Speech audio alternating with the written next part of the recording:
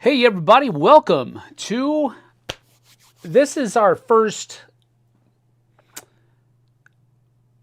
fireside chat that I called it a fireside chat. I'm going to probably keep that name. I like the ring of it. But generally speaking, this is a live Q&A with a couple of topics that I've kind of, this is our chosen beforehand. So y'all can feel free to ask any question that you want to ask. So this is a live Q&A in that right. However, we are going to have a couple of overarching topics that we're going to address. Not address, that's too formal of a word. We're going to talk about, discuss, as we go throughout this fireside chat. So that's kind of what fireside chats are going to be.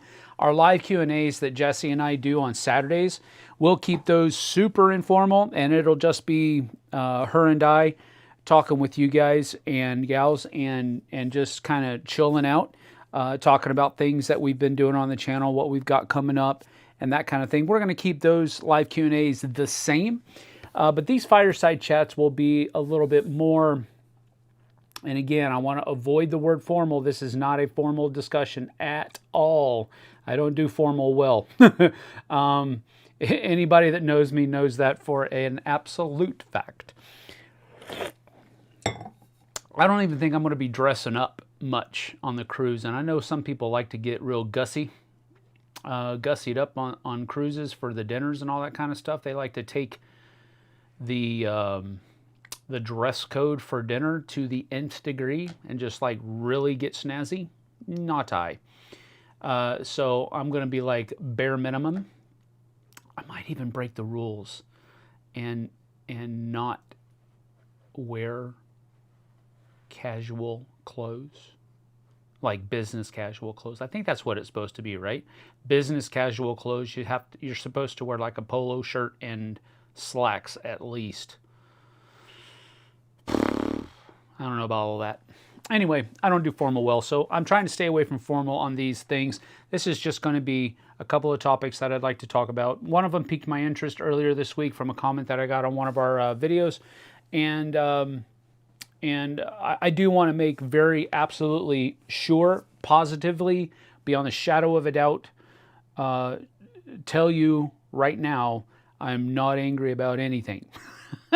Not angry about anything. I'm not offended by anything that I've heard, or so if you made comments that I'm going to be addressing today, I am not stressing over it. I just want to talk about it.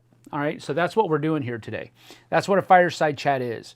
It's going to be it's going to be a series, and geez, I don't want to call it a series because that means we'll have to do it, you know, on a super consistent basis. And not that I'm not, and it isn't that I'm not going to be consistent. I just don't want to get locked in. I'm not going to be doing it every week. I'm just going to do it whenever I want to, and because that's kind of how we do things around here.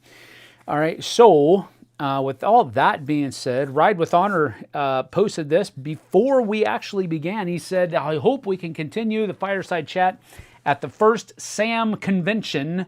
Just to be clear, well, I have no SAM conventions on my on my near future radar. I've loosely begun the possibility of having a discussion with a guy that runs a local retreat here in the area called Camas Meadows, and Daryl's a really great guy, and I'm going to be talking to him to see how we can maybe do a weekend, like a weekend retreat style board game thingy up at Camas Meadows. But again, that's not, you know, that's your little peek behind the curtain, shall we say. Vanessa Garritan is here. Hello, good afternoon, good afternoon. Zexto is here. Hello, Sam and Chad. Hello, hello. Matthew Rose is here. Hello, everyone. Good to see you guys. Where's the fire? This is false advertising.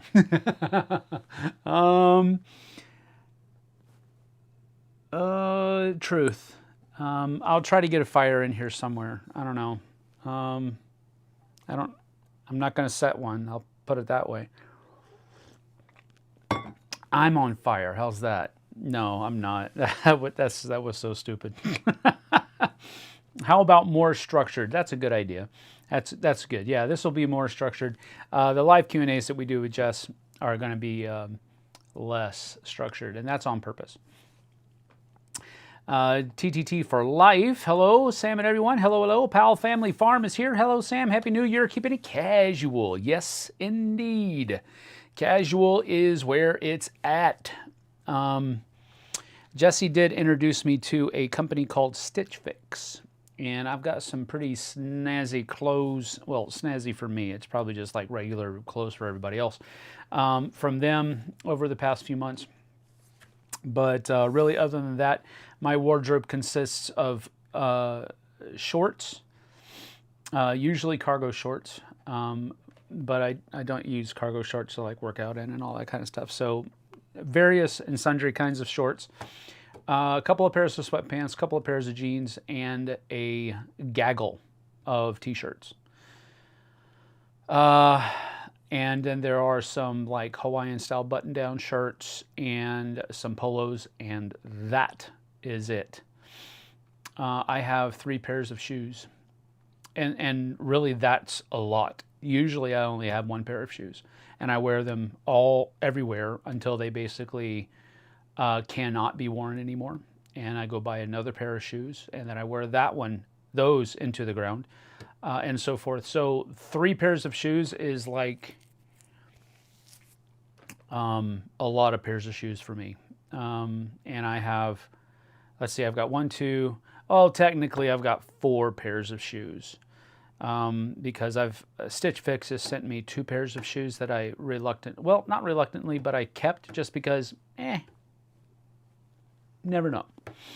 But then I had a pair of snowshoes, not like snowshoes like you wear like skiing, but like just shoes that I would wear in the snow, boots, basically, and then a pair of sneakers.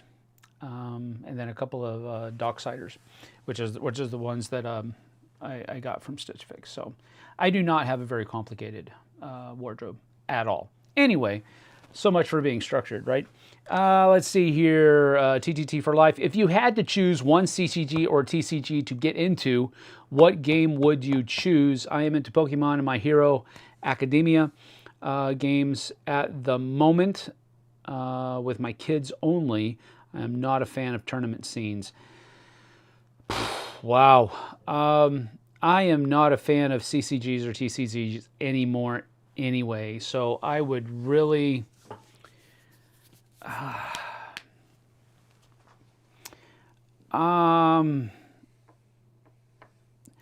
I could maybe be convinced to get into the Lord of the Rings Magic the Gathering. Maybe. I could maybe get convinced to get into that. But here's the thing, I do not enjoy, this is a blanket statement, I usually don't enjoy tournaments at all. I do not like the tournament scene at all. It turns people strange. Whenever the focus becomes something other than gaming and other than having fun, it becomes winning. It becomes a cash prize. It becomes prestige, whatever, at whatever level. It just makes something click in people's brains, and they just, I don't know, it's just not as fun for me to play in that kind of situation. Other people thrive in it, and I get it. I understand why they do, but I just do not. It makes me feel icky. So I usually stay away from tournaments. But if you are making me choose one, then the only one that has had any kind of appeal has been the Lord of the Rings Magic the Gathering. My friend put on a gaming retreat last October, and it was a blast. He's doing it again this year, and I can't wait. I've seen you in a flannel shirt.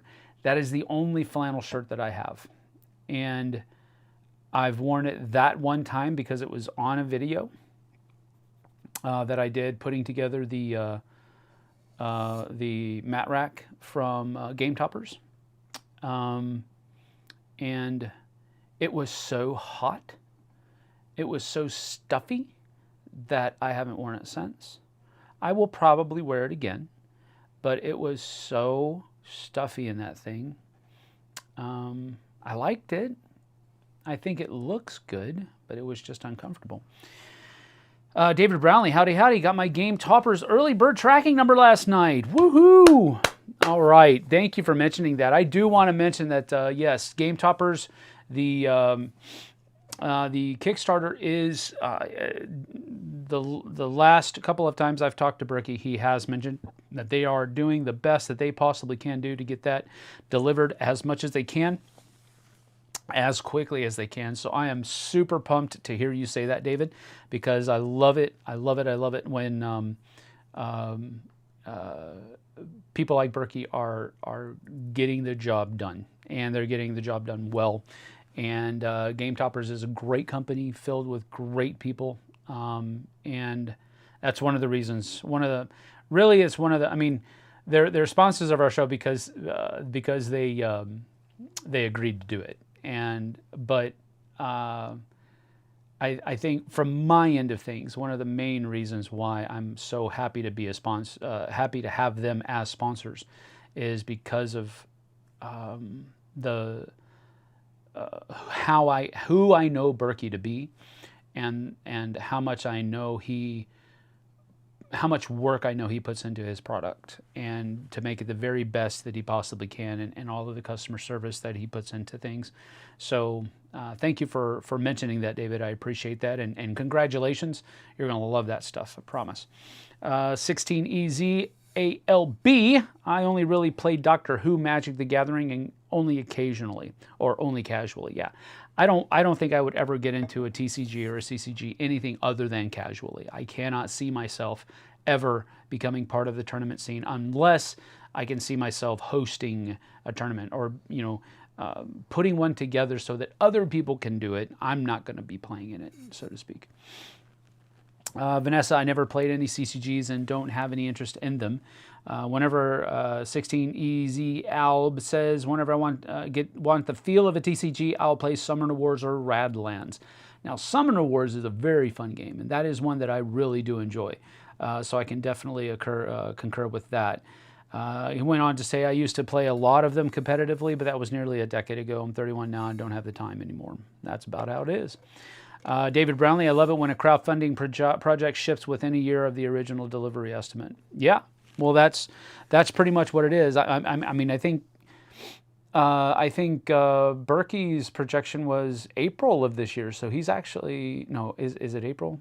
No, June.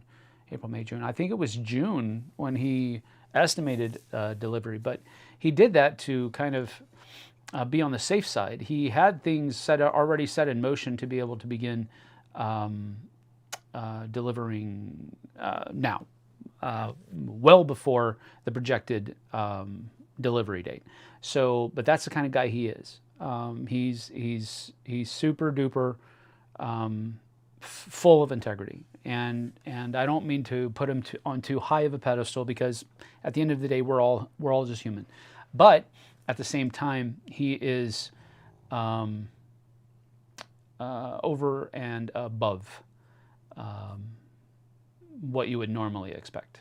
So it's great to see him. Great to see him succeeding. Tom is here. Hello all. Hello, hello. Good to see you. What about the new Star Wars CCG? Again, I played the Decipher CCG back in the day, and I loved it. I really enjoyed it. But again, I'm just not I'm just not there anymore for TCGs and CCGs. Off the top of your head, what board games are out of print you believe need to be reprinted? I love Forbidden Stars is definitely one that needs a reprint. That's a good question.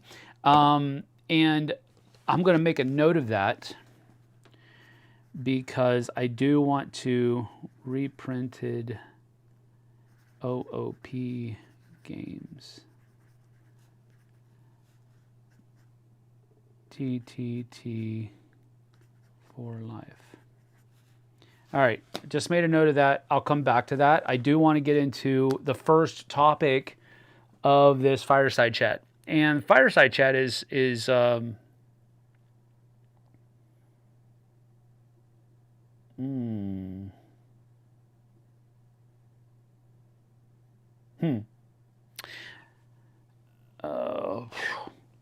count your blessings, Vanessa. what you just commented there. Count your blessings. Kickstarter is like the Wild West.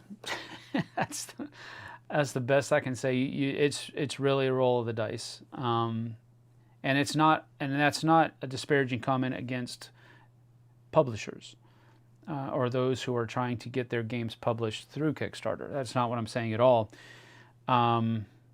There's just so many things that I've witnessed that have happened completely out of the publisher's control, completely out of really anybody's control. And again, that's over COVID and that's over the pandemic years and all that kind of stuff. So you really have to have your ducks in a row already, and a lot of stuff has to pretty much fall within that same context for things to really go well. Or you have to be so far ahead of the curve, like someone like Berkey is, to where even if something does slip or something doesn't show up on time or something doesn't get made at when the factory said it would be done and all that kind of stuff, that it doesn't mess up your timeline that much. So that's kind of where Berkey operates. He operates in front of the curve, so that he doesn't have to necessarily worry about things really getting sidetracked if things don't go as they were planned. So still waiting on Honey Buzz as well, still hopeful. I've never backed a Kickstarter through the fear of that happening. I just wait for the retail release, and if that doesn't happen, I'll try to find a copy on eBay in the future. Yeah, you probably that's not a bad way to go about things. But you never know. Kabuki Kid is here. Hello. Good to see you. Okay, we will get started now that she's shown up. We were all waiting on you. I don't have the patience for Kickstarter. There's some real validity to that. Kickstarter does require a lot of patience. All right. Our first topic for today, the one that I've pre-chosen at least, these are all great topics and these are all great questions that we'll continue talking about, and we'll try to get those things in and to provide a little bit of a segue into the conversation. Producing games, one of the things that takes a while to produce games is putting the rules together. And I already berated Sam about the lack of fire. Where's the fire? You aren't Fireside. Lies. We demand fire, and a lot of it. I can't do that because I would like to keep my house. And I don't have a fireplace, and the only fireplace I have is a fake fireplace that's in the other room. And I thought about, about that long, doing it in there next to the fireplace, but no, I'm not going to do that. This is a Fireside chat in name only. There will be no fire.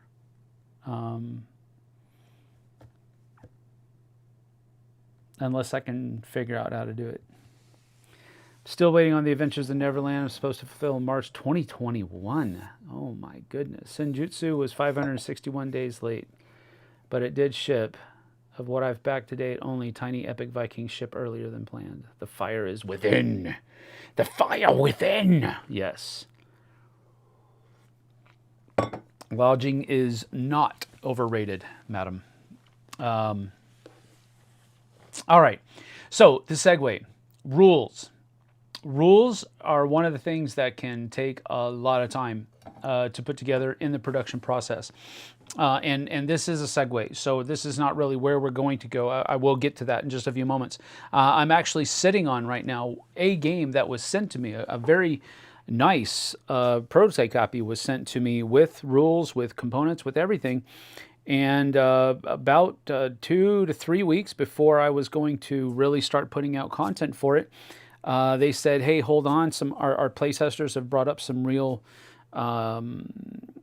issues that we want to rework and rejigger, and kind of fix.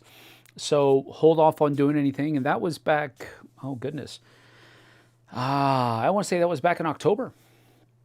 And I reached out to him after the new year and said, hey, I'm still here. I still have this copy, a prototype copy of your game, and I still interested in working with you guys and all that kind of stuff. And he said, yeah, we're still working through this, and we're still doing all of this, and we're still going to be working with you. But again, that, playtesting brought up and kind of set back that entire progress.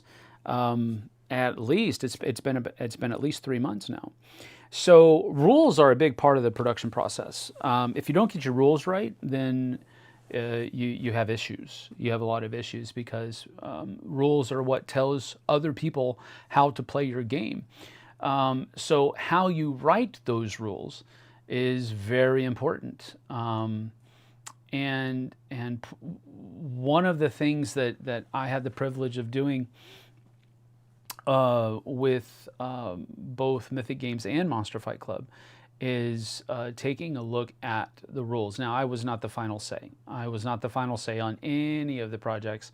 I just had the privilege of reading through the rules and coming up with minor edits here and there and suggestions here and there and placement suggestions and all of that kind of stuff. Maybe you shouldn't wait until page 10 to do a setup graphic of the game. Maybe you should do a setup graphic of the game a little bit, that kind of stuff. So rules are something that I've had some experience with, but at the same time, they are the bane of my existence. And part of that is based on the way that I learn how to play a game. The way I learn how to play a game, depending on who teaches me, it can be a good or a bad thing. And the reason is because I learn how to play a game much better by not reading the rules, by having the game taught to me. Now, with that being said, how many times I play the game after it being shown to me will also help with those things solidifying in my mind. For example, we played World Wonders with Jesse, JT, and I. And one of the things that we did wrong was our placement of the buildings was not correct. You have to place buildings either next to a road or next to a building of the same color or type. I forgot that rule because when we did that, I had just played the game just a few days prior, and I thought I remembered how it. And when I looked at the little player aid that comes with the game, I just went by the icons. I didn't reread rules, and that's my fault. But we played. I played the solo version a couple days ago, and a person commented on the video that I did scoring wrong. And it kind of, but politely and kind of almost like a sibling would poke the bear, kind of didn't mean anything, didn't mean to be rude or anything like that. Just kind of said, hey man, there's only like a half a page of solo rules. Come on, man, get it right. That kind of thing. It was all in, kind of tongue in cheek and very friendly. It wasn't mean natured at all. But that's what got me thinking about this. And because what I was doing, let me just explain full context. When I was reading before the video of how those rules worked, I, unfortunately, instead of just taking the rules for what they were worth, I had the idea pop into my head, oh, it's like this. And so when the AI in this game has you discard a card or a choice or something to that effect, then you have to tally it on their sheet because that's going to score them points at the end of the game. or something similar to that. So when World Wonders says that this AI card will have you discard this thing, and then it also says that the AI's points will come from the the player's 3 resource tracks. What that did in my mind is it clicked, okay, so every building tile that the AI discards, that building tile is going to give them those clicks on the resource tracks, so that that's going to produce their points at the end of the game. Well, I had a couple people from the company, from Arcane Wonders, watching the game. One of them was not severely, but was rather under the weather. Robert was under the weather. I don't know how Bree was feeling, but I don't think either of them really stuck around for that long. Neither of them said anything. I even asked them a question about whether or not the population track is tracked, and Robert said definitely not. That's definitely not done. But I've since reached out to Arcane Wonders, Robert specifically, and asked them the question of which interpretation is correct. Well, basically the interpretation that the commenter said was that your solo player, the solo player, your resources and where you are on the resource tracks, those 3 bottom tracks, those are the points that the AI gets. And that's easy mode scoring. So if you play solo mode and easy mode, you just score at the end of the game what your resource tracks are. You sum all 3 of them, and that's the score for the AI at the end of the game. If you want to do hard mode, you add to that the number of the points that of the monuments that were discarded. You add to it that. And so, you know, I'm even second guessing myself on that. Anyway, my thing with that is that it seems to me that you would never have a hard time beating the AI.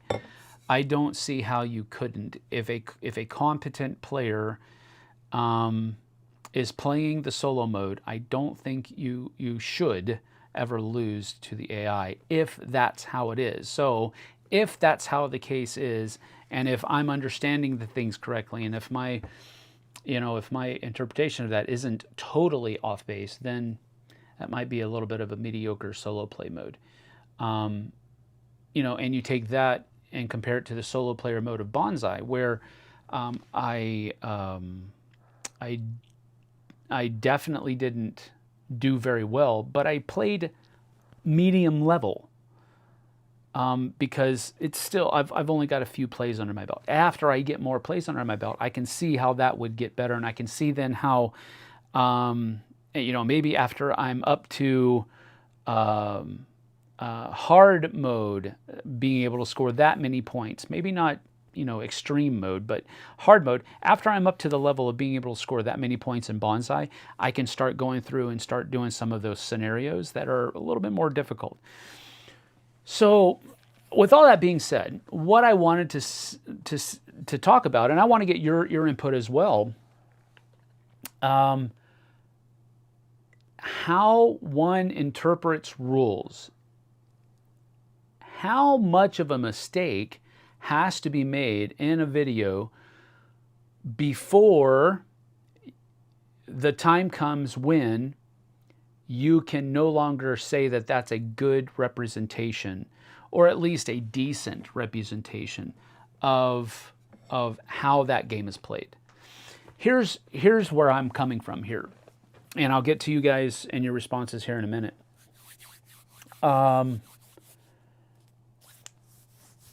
Most of our videos, we always go into them with the idea that this is not necessarily a learn to play or learn how to play video. This is a playthrough. Often, JT and I, this is like, maybe it's not the first time that we've played through a game, because usually he will have played through at least a variation of a solo mode on his own so that he can teach himself how to play the game. So he will have played through. He may have even taught his wife how to play the game and all of that kind of stuff before he actually gets here. But generally speaking, these are still early on games. Now, there are games that we play online, through live stream that give us the that we've been playing for a long time. And if we make mistakes, then it's because that's how we learned how to play the game, and we've always played the game that way. And if it's supposed to be played differently, we're like, well, I mean, okay, but we have fun playing it this way, and there's not a big difference there, that kind of thing. But generally speaking, when we do a live stream on the, we do try to be as accurate as possible to how the rules are played. But at the same time, we're human, so we make mistakes. So I guess my question is, first of all, how many mistakes can a content creator like myself make before he is, or she is, no longer being helpful in showing people how the game plays? Like, for example, even though it's a big rule that the mistake that we made in the World Wonders when we did the 3-player version of it, of not placing the building tiles properly, I think you still can come away from that video with a good idea of how that game plays. I would dare say enough of a good idea to where you could say, I want to buy that game or I do not want to buy that game, because I know how the game plays now. Yes, they made a mistake on where they're going to place, and that threw off their victory point totals, or maybe it threw off what they would have drafted on. Sure, I get that, but how the game played, I think, still remains intact, and I think that's also true with how I scored. If I made a mistake, and again, it would not be the first time. If I made a mistake scoring at the end of the solo play version of World Wonders, I still don't think that messes up the presentation of that solo mode. I think how the solo mode plays is still accurate. If I messed up scoring, that's one thing. But how solo mode plays, I think it's still accurate. What do you guys think? Let's see here. Let me go back a little bit. Rulebooks are a barrier. A rulebook can make or break a game. That is true. All right. So put a digital Yule log on a tablet in the background. Guys, come on. Let it go. At least for now. We'll talk about it later. The fire is right behind him on Fire and Axe. Yeah. See? There you go. Fireside. It's by my side. All right. Rule books are a barrier, but they certainly are. There certainly are some games that are amazing with bad rule books. I absolutely agree with that statement. Robinson Crusoe is a good example. I got the original version, not the best rule book. I ended up learning from watching Ricky Royal's video series on it, where he even consulted Ignacy. A little bit of one-upsmanship here. I actually learned how to play Robinson Crusoe from Ignacy, live streaming from one of the early Dice Tower East conventions. We did a live play of it. I was sitting here, Ignacy was sitting here, and Tom and Z were sitting down there. And we were all playing, and Ignacy was giving me pointers on what I should do throughout the course of the game. We still got our butt kicked, but there is that. Rulebooks should be good enough that you don't need to go to BGG to get clarifications. That brings up a good point, Tom, because I have had games that I believe the rulebooks were very good, but I still had to go to Board Game Geek to get some clarification. And again, it wasn't necessarily clarification. I wanted to see what the hive mind of BGG said, and what that group think did. Because that's one of the reasons that I'm I'm still going to be doing it. I'm still going to be live streaming solo mode. I think it's a good thing for people to see. It's a good thing for me because it has me teaching a game. But one of the things that makes me the most nervous about doing solo modes live stream is that I'm alone. And unless somebody from the company is watching, or if somebody else is watching that has played the game solo, it's my interpretation of the rules by themselves. And that makes me nervous because I would rather be sitting across the table and say, this is what I think this says. Boom, what do you think? That's what I would love to be able to do. That's one of the things that I love about multiplayer games, is that we can have those discussions around the table and say, hey, this is what I think the rule means. What do you think what the rule means? Okay, well, if we differ, let's roll the dice, and that's how we'll do it this time, and then we'll talk more about it later. I love being able to do that. So that's one of the things that makes me the most nervous about playing games solo mode, especially live stream, is because it's just my interpretation largely. So unless I consult a place like BGG, it's my interpretation only, and that's not always a great situation. Let's see. Love the game, but the rules were weak. Oh, still talking about Robinson Crusoe. Newer rulebook for Robinson Crusoe is a big improvement. I think Paul Grogan worked on it. If you don't understand a rulebook, I'll just check to see if Rodney has done a how to play video. Yeah, that's another aspect. That's another aspect, because there are content creators out there, I am not one of them, that are super good, and Rodney is absolutely one of the best at teaching rules. His flow, his timbre, his just everything about his delivery is just spot on. Now, I have a hard time watching how to play videos because I'm also a visual learner, but I'm also a tactile learner as well. So I learn when it's right here in front of me much better. Which is why I think right now solo mode is helping me so much in learning how to play more games. Someday Epic 7 Arise will have rules that turn it into a game. Videos can be a big help sometimes. That is correct. Magic the Gathering, good luck learning the game simply from the printed rule book back when they used to put them in starter decks. Yep. That is a game you need taught to you from someone, maybe digitally. I also, Vanessa says, I also prefer to watch videos. I do better being shown the game, just reading rules.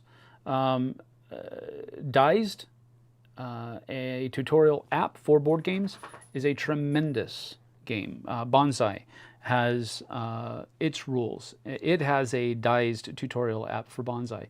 There are a lot of them that are out there that do that. I think all of the Tiny Epic games all have Dized tutorial apps. So Dized tutorial app is a great resource that I've worked with Uni, and he's a great guy. But that product is something else. I hope they can get their wings spread and flapping a little bit more quickly. My mom is the kind of person that never pays attention and never reads cards properly. There are those people, Blake. That is true. Just earlier today, I was watching a how to play video for Race for the Galaxy. That's a hard game. That's a hard game to understand. I've heard Race can be a tough one to teach with the iconography. It absolutely is. There's so much iconography. It makes my brain hurt just thinking about it. Kabuki Kid, always play a game solo a few times. I've had games where it was a breeze and you feel like, oh, this game is a cinch, until you play it again and discover you had unusually easy play. Yeah, I've noticed that a lot too. The guy in the video explained the iconography pretty well, but plus the game comes with a quick reference player aid that explains them all anyway. They do, but you're going to be referencing those a lot. I almost guarantee it, if you're anything like me. I find watching how-to videos makes subsequently reading the rules easier. Okay, now that is a good thing. That is a good thing. If you watch a video first and then read the rules. But I've fallen into a trap doing that where if I watch a video first, then I start reading the rules, I'll start reading the rules and there will be some paragraphs where I'll go, oh yeah, I remember that in the video, and I'll skip that paragraph. That's dangerous because you might skip an important detail that maybe wasn't mentioned in the how to play video. And I've made mistakes that way before. So where you miss it. And sometimes it's literally that thing that you miss that's important is literally the last thing in that paragraph. And if you skip the first part, if you read the first couple of lines, you're like, oh yeah, I remember that. And you skip that, you've missed it. So that's dangerous, but I understand what you're saying. Let's see here. Yeah, you don't watch playthroughs to get the rules down pat. They are to give you an idea of how to play and flow. Exactly. And that's where we kind of rest. And maybe I should start making disclaimers at the beginning of all the videos so that people can have that right off the bat in their minds. And don't get me wrong, I'm not facing a slew of comments about things that we did wrong. That's not where this is coming from. The comment that I got from the World Wonders video just piqued my interest in the topic, and so that's why we're spending time talking about it.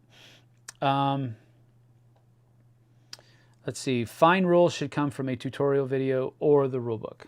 That is correct. I don't think live playthroughs are the same as how to play video. They are not.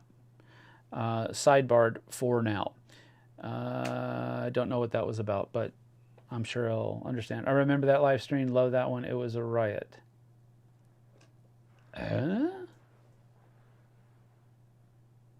Okay.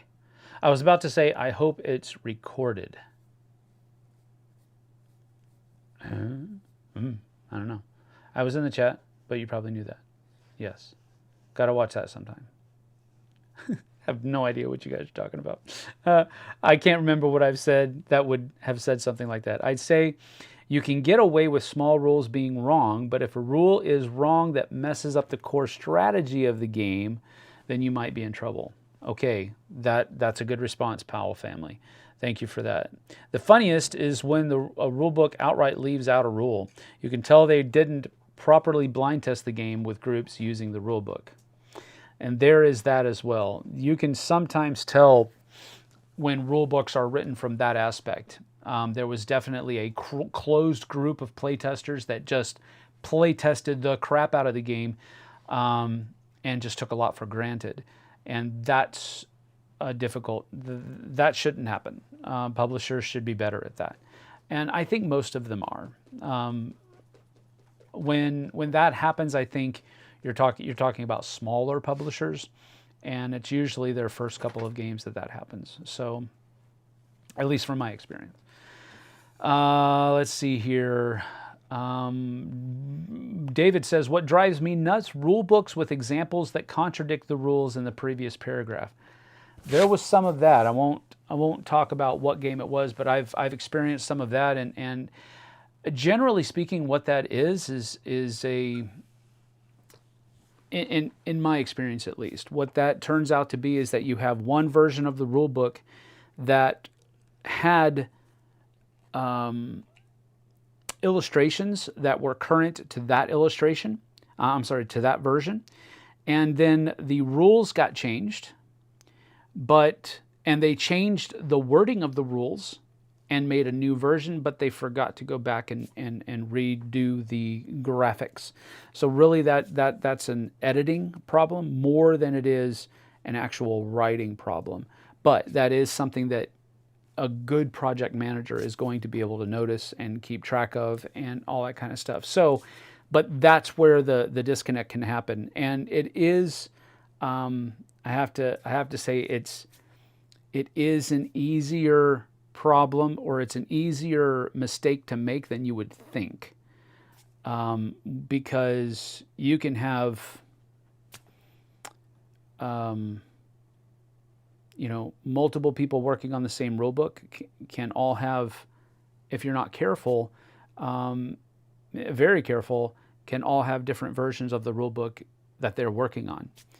And unless you have one person that is making sure, or a couple of people that are making sure that everybody's staying on the same page, then you can have those kinds of issues pop up really easily.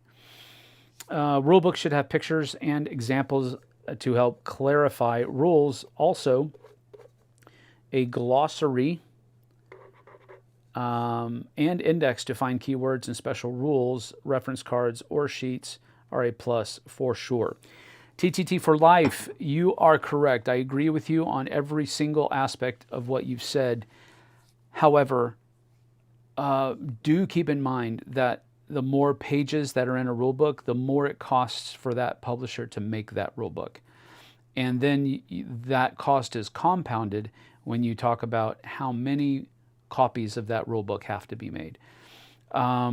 You can sometimes push a rulebook's cost into a higher echelon of prices by having too many pages. So again, it all comes back down to editing. It all comes back down to project management. It all comes back down to the deal that you work out with the factory, how much they're going to charge you per page or what have you for that. But I absolutely understand and I agree. Rule books should have a lot of pictures, a lot of examples, and that glossary and index is also one of the last things that can be made, because you have to get everything else set in stone in that rule book before you can make an accurate glossary and or index. So it can be one of those things that you're down to the wire. You need to get this off to the printer. Okay, it's done. Let's send it. Oh, crap, I forgot to do the glossary index. They've already started production. Okay, not a big deal. And again, it's not that that's just me working through it. I haven't worked with project managers that have done that. I'm just saying that it is one of those things that has to be the final thing that's done, because if you're talking about an index, where you talk about each item of the index has to be described there, and so that has to be finished before an index can be done. And of course, glossaries are very helpful, but if you have to have a glossary, I would counter with, if you need a glossary, you have too many different terms in your rules. You have too many different keywords. You have too many different things that need to be defined. If you have to have a glossary and index all day and twice on Sunday, absolutely, I agree with you, because I want to be able to turn exactly to where my question can be answered in your rule book, especially if it's a large rule book. So I definitely agree with you there, but you got to be careful with it. Yep, Strider did show up. That is correct. Let's see here. Oh, okay. Yeah, all right, I got you. The live stream was referencing was the Robinson Crusoe you did. Okay, cool, understood. I also wish all rulebooks, David says, started with the win conditions before going into the mechanisms, so that you can keep the end goal in mind.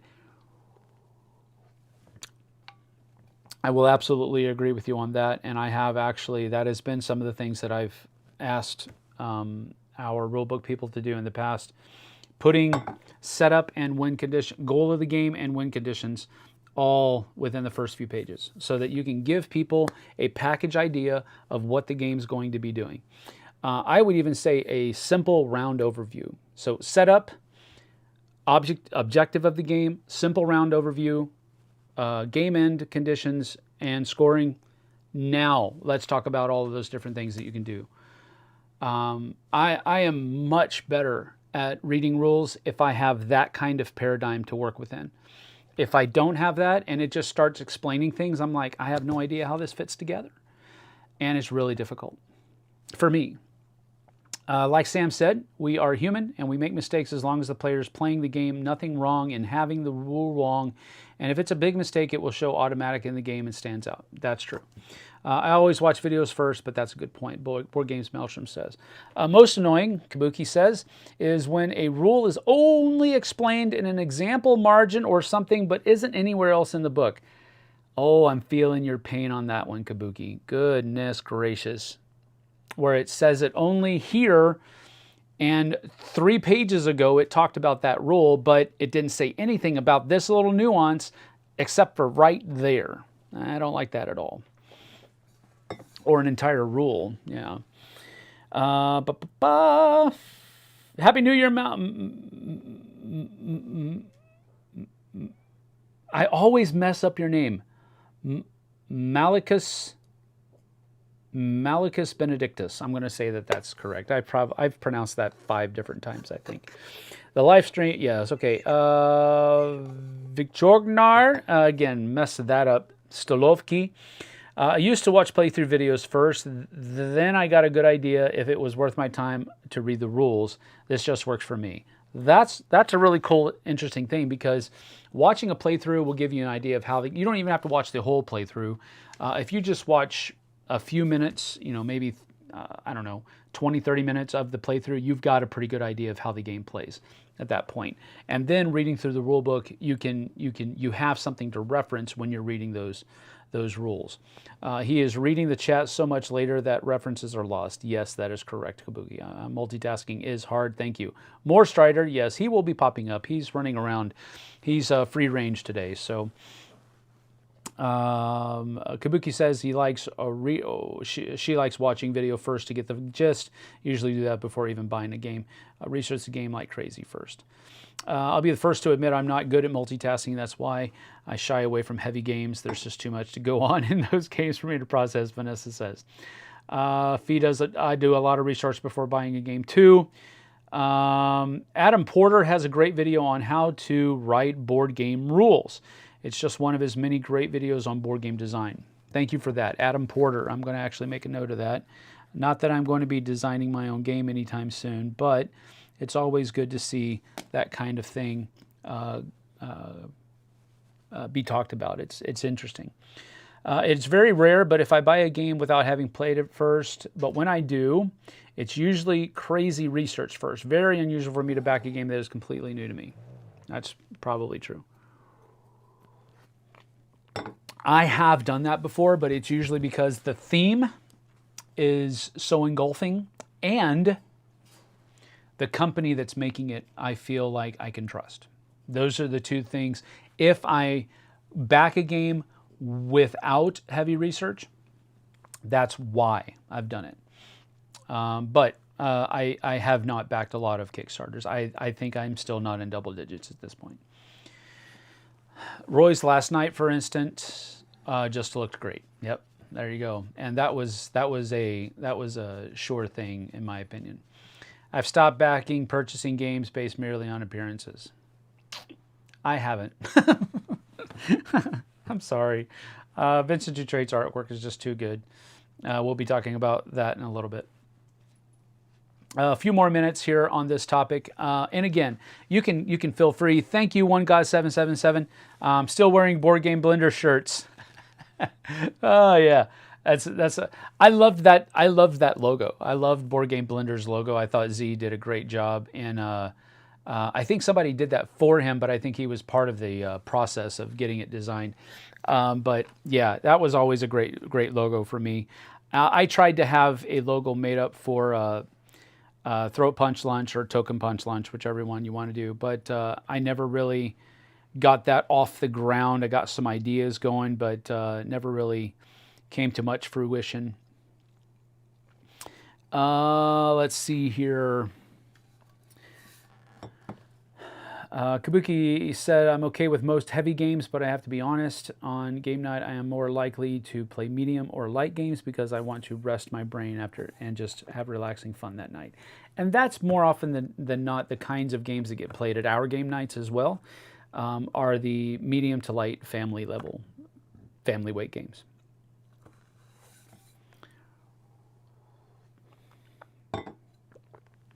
Um, I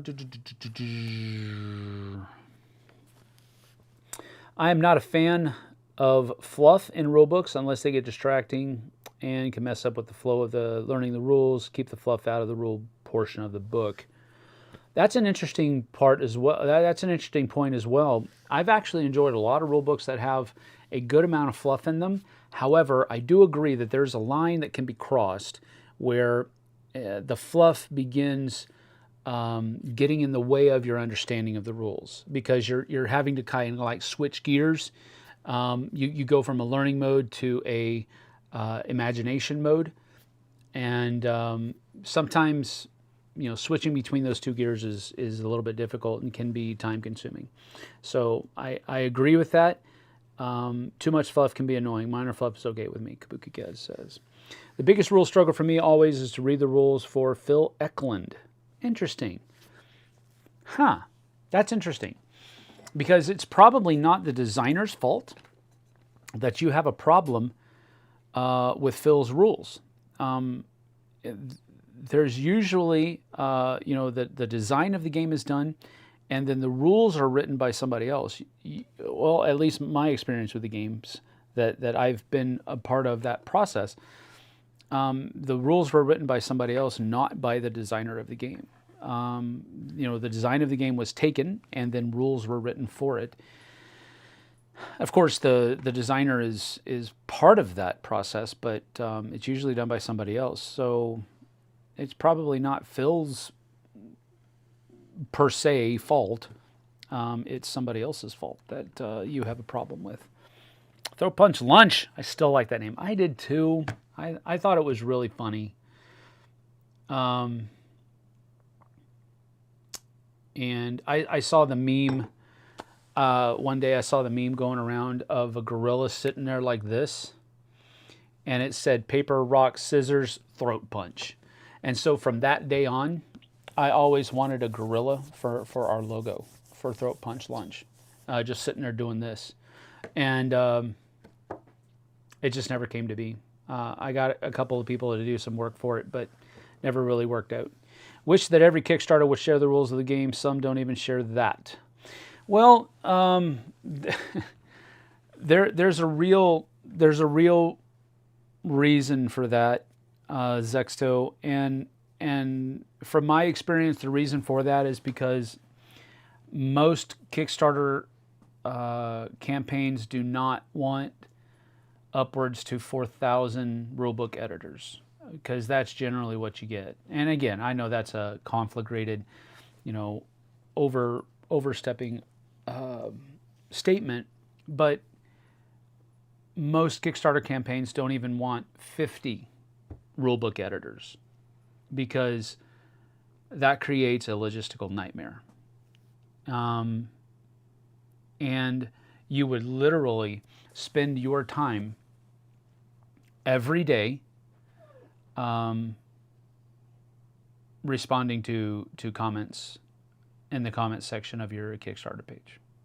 If you really wanted to let people read the rulebook, and then, or you have a Discord channel that is dedicated to talking about rules clarifications, rule playtesting, all this kind of stuff. That's part of the process, but that is somebody's job.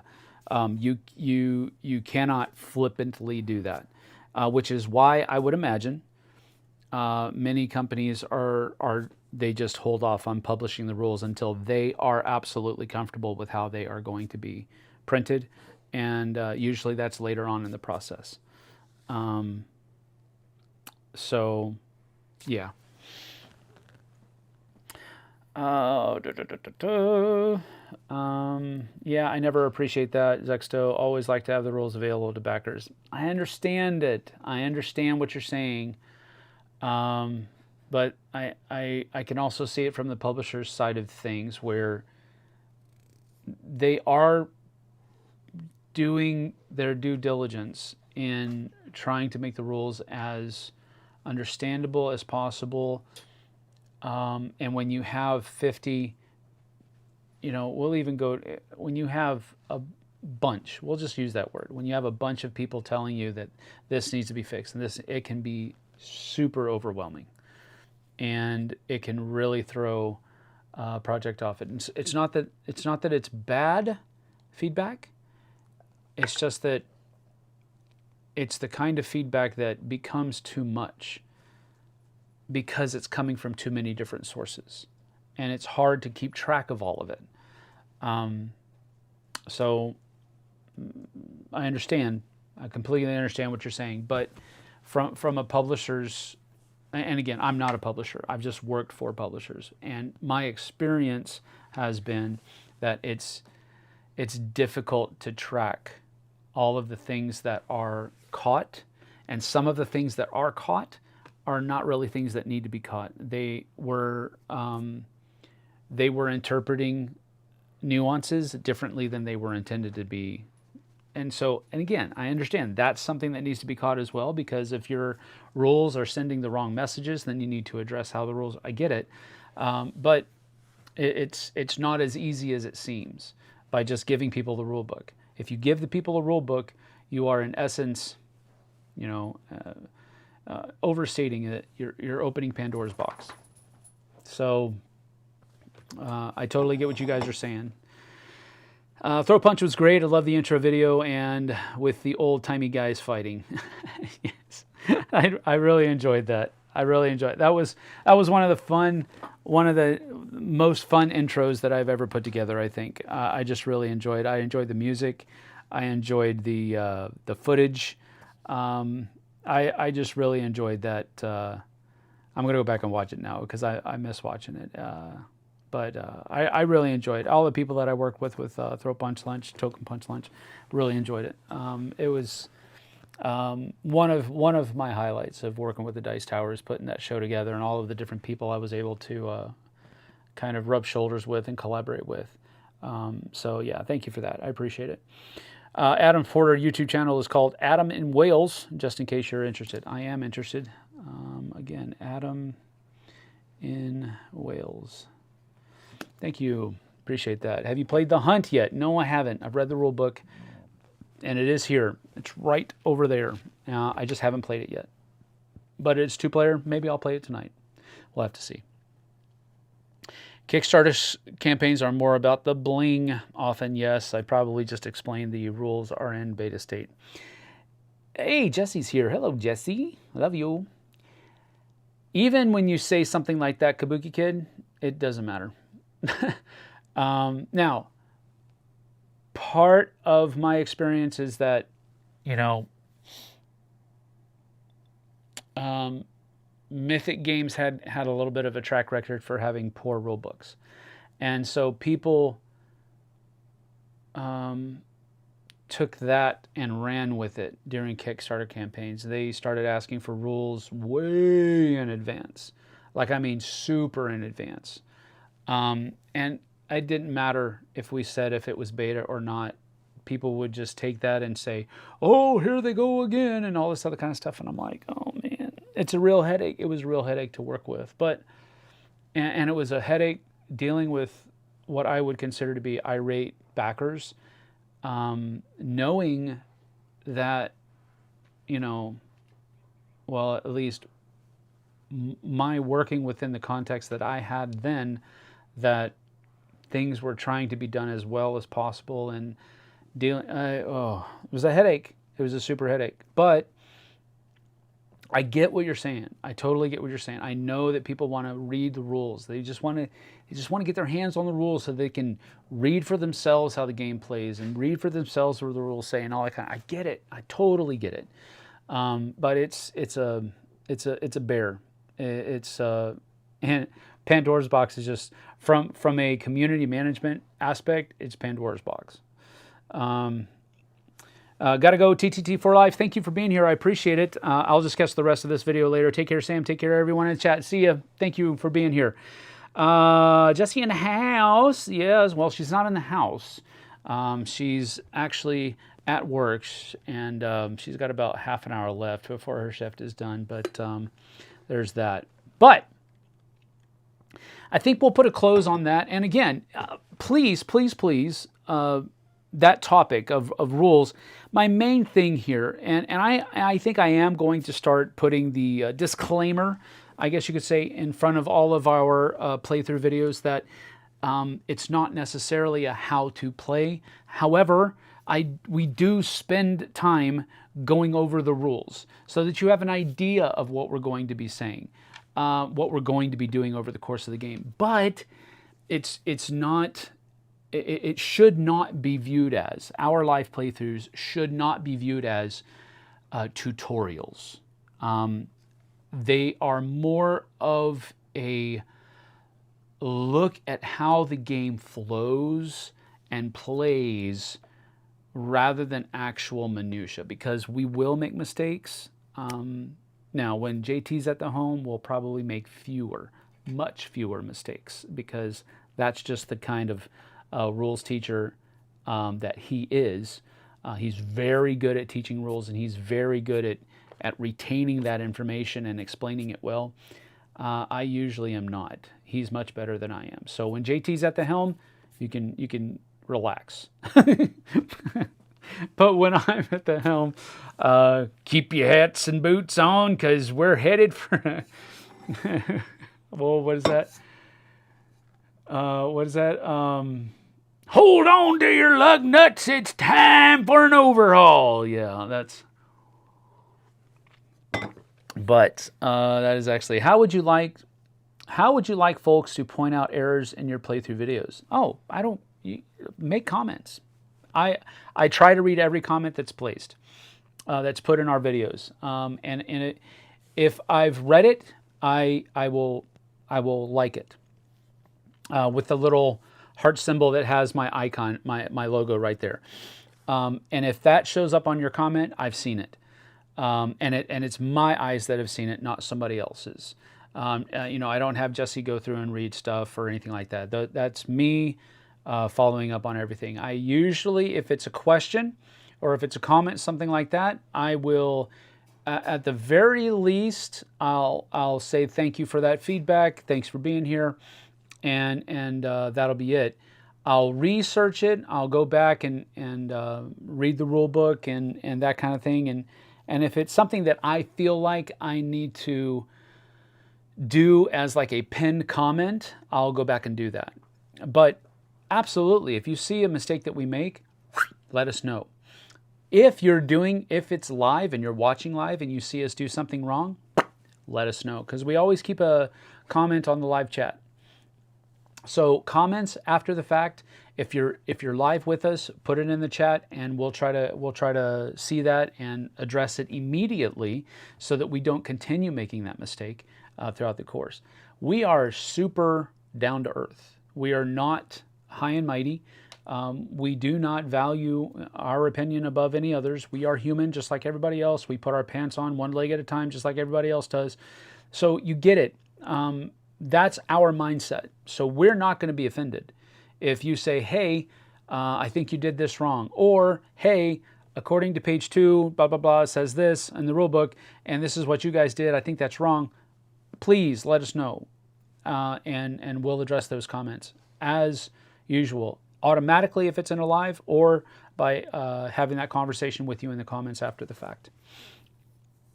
The mask is great. Yes, that's true. Many friends are better at retaining rules than I am, but I've been told that I do teach games well. Love the mask reference. Cuban Pete approves. Thank you. Are you human or are you dancer?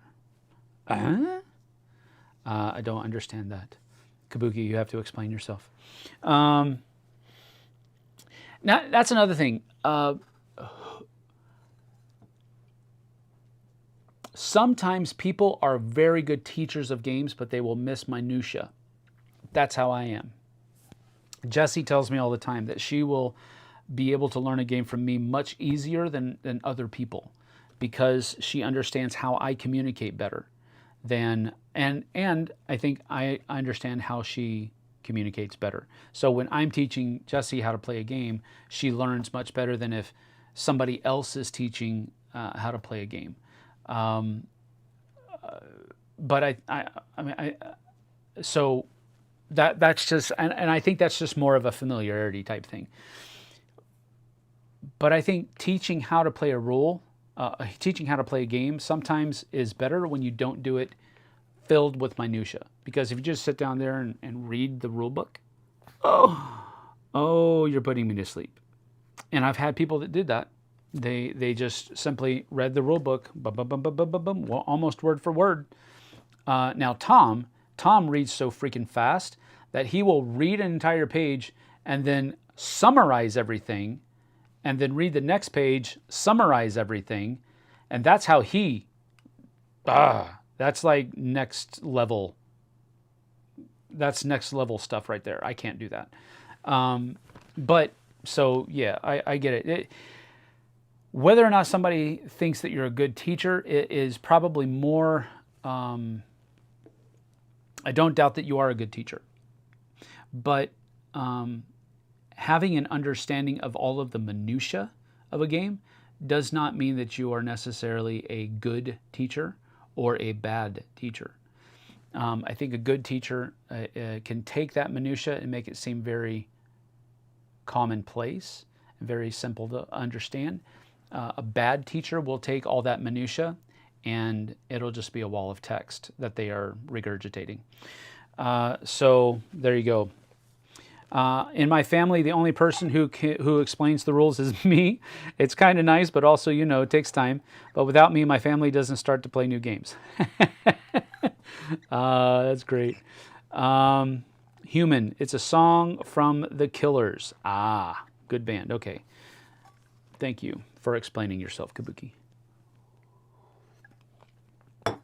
All right. Vanessa says, I usually forget minor rules details, for instance, the number of resources someone starts with. Yeah, I always check the rule books for that kind of stuff. Set up what everybody starts with and all that kind of thing. I always check the rule books for that. But can typically recall the main important aspects of the game. And that's probably why people think you're a good teacher, because you only give them those main things and you fill in the details later on as you're going through the games and you begin to remember everything. Because I think that's one of the best ways to learn how to play a game. And again, it could be just me, but if I'm learning how to play while I am playing, I can retain things a lot better. But if you spend 30 minutes talking to me out of the rule book without showing me very much on the game, oh boy, I'm going to have a hard time staying awake, much less learn how to play the game. I find it difficult to teach because I'm too competitive, and a teacher is not supposed to destroy their student. One last comment on rules. I wish all games had a rule summary sheet for folks who read the rules, but it was over a year ago. Strangely enough, you can probably find that for a lot of games on Board Game Geek. Even if the publisher didn't make it, somebody on Board Game Geek feels the exact same way that you do, David, and they have made a rule sheet for it, a rule summary sheet for it, and you can probably find it if you just go on, look at the links section down at the bottom of each of the product pages, and I would imagine more often than not you'll find it if you're looking for it. Amen to that. Yep. Pal family, got to go. Take it easy. I'll see you later. See you, pal family. Take care. Thanks for being here. Okay, let's go ahead and talk about 2024 games. All right, so I started looking at this a couple days ago, and there are already 14 pages of games that are supposed to be released this year on BGG. 100 games per page. That's 1,400 games that are already slated to come out this year. And we're not even talking about things that have not been yet, not even talked about yet. And that's going to happen later on. That's going to happen. Some, bunch of publishers are holding their ace up their sleeve, and they're not talking about those games that they're releasing this year yet. 1,400 people. I don't think this is sustainable, first of all. And I'm not trying to start on a downer here. I'm not trying to start on a downer, but that is not sustainable. I don't think that's going to continue. Man, there's so many games. You cannot play all of them. You probably don't want to play all of them. And it's a big one, the only positive I think that comes out of this is that I think everybody is going to have something that they're going to be very excited about this year. As with most years, everybody has their own stuff, but everybody cannot be excited about everything that's coming out. And they never will be. Don't get me wrong. I'm not trying to make a stupid blanket statement. But what I'm saying is that the silver lining with so many games, I think last year we said it was 4,800 games that came out last year, according to Board Game Geek. 48 pages, 100 games each. So many games. JT and I did our top 10 from 2023, and we had only played 1%, each of us had only played 1% of the games that had come out last year. Whew, man. But think about this from this aspect. The silver lining here is that there's something for everybody. Generally speaking, there's something for everybody out there. And that's the cool part. That's where I think we can come away with the aspect that our industry, our hobby is a strong one, because we are set to continue to grow over the next 5, 6, 7 years in the industry. So I really think that this is a cool thing, but man, is it daunting from a content creator's point of view. You really have to be picky. So I picked 22 games, and we're not going to go over all 22. As a matter of fact, I'm just going to talk about 12 games right now for the next hour or so. And then JT and I are going to do a top 10 anticipated games of 2024. That'll be released next week before we leave for the cruise. All right, so that's what's going to happen. I'm going to talk about 12, and these are the bottom 12. So 22 to 11. And then JT and I are going to be doing our top 10 anticipated games of 2024 next week. We're going to be releasing that next week, so be on the lookout for that.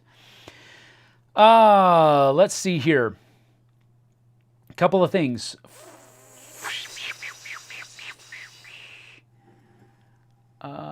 We learned a game at Dice Tower West with a rule book reader that almost made me cry. I read that, and then Glenn said, hopefully those were, 16 Easy Solve. Hopefully they were tears of joy.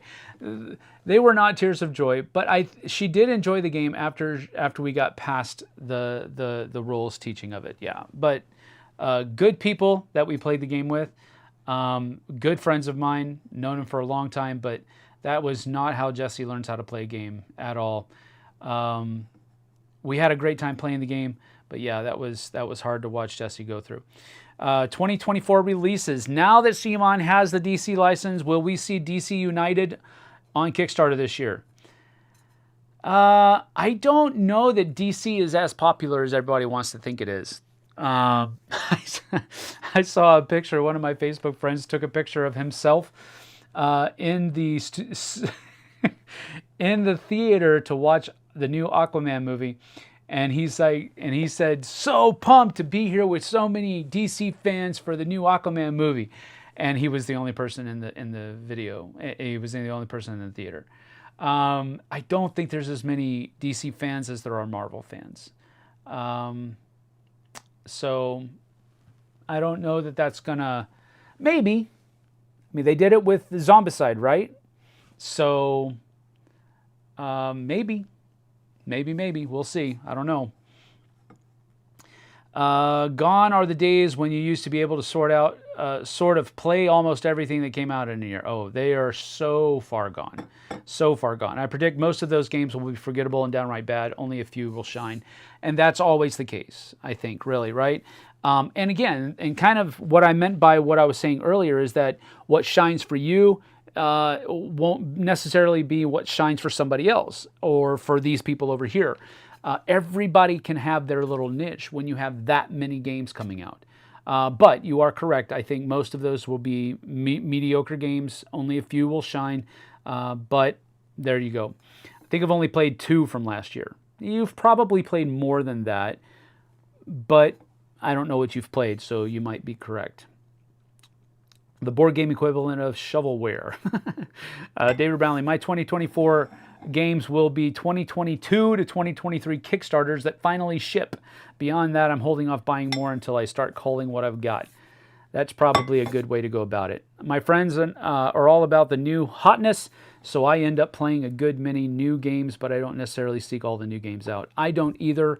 JT is very much the person that will, although I think he's talked about pumping the brakes a little bit here this year, because he's kind of, I think he's put together he's read through his own numbers, so to speak, I think. So he's got a lot that are still outstanding. So I think he's going to be pumping the brakes this year, at least if it holds true to what he's been talking about. But he's very much the one that is got his finger on the pulse of that what's coming out with Kickstarter. And so when he gets something else new in, that's kind of where, and I'm so thankful that he's been very gracious about it. Whenever he gets something new in, he allows us to do like an unboxing, or we move things around and we get it played really quick, that kind of thing. So I'm very much the same, Vanessa, with JT.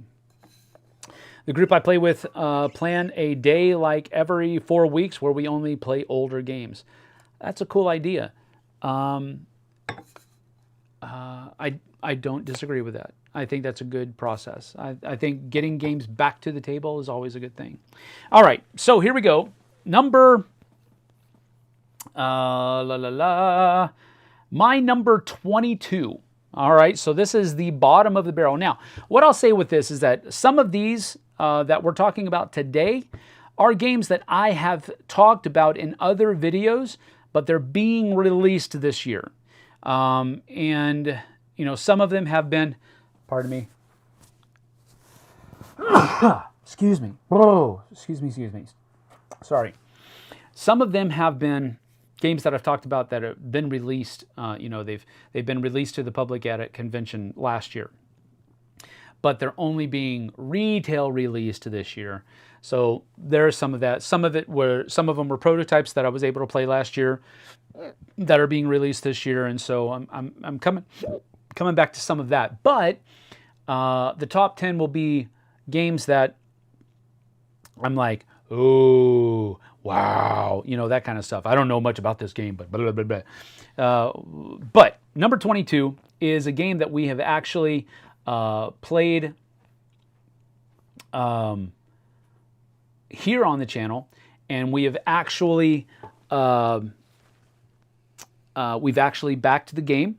We backed the game for 2 copies, not just one, because we want to be able to give a copy away to a friend of ours that we think will really enjoy the game. Hello, Strider. You come say hi. And that is Charcuterie, the board game. This is being released this year. They successfully ran a Kickstarter. Third Studios does have plans for this to go to retail. I do have some insider information about where, but I don't think I'm at liberty to say that, so I'm not going to. I'm just going to say that it is going to be in retail this year. It's coming up. It is a fun game. It's a party game.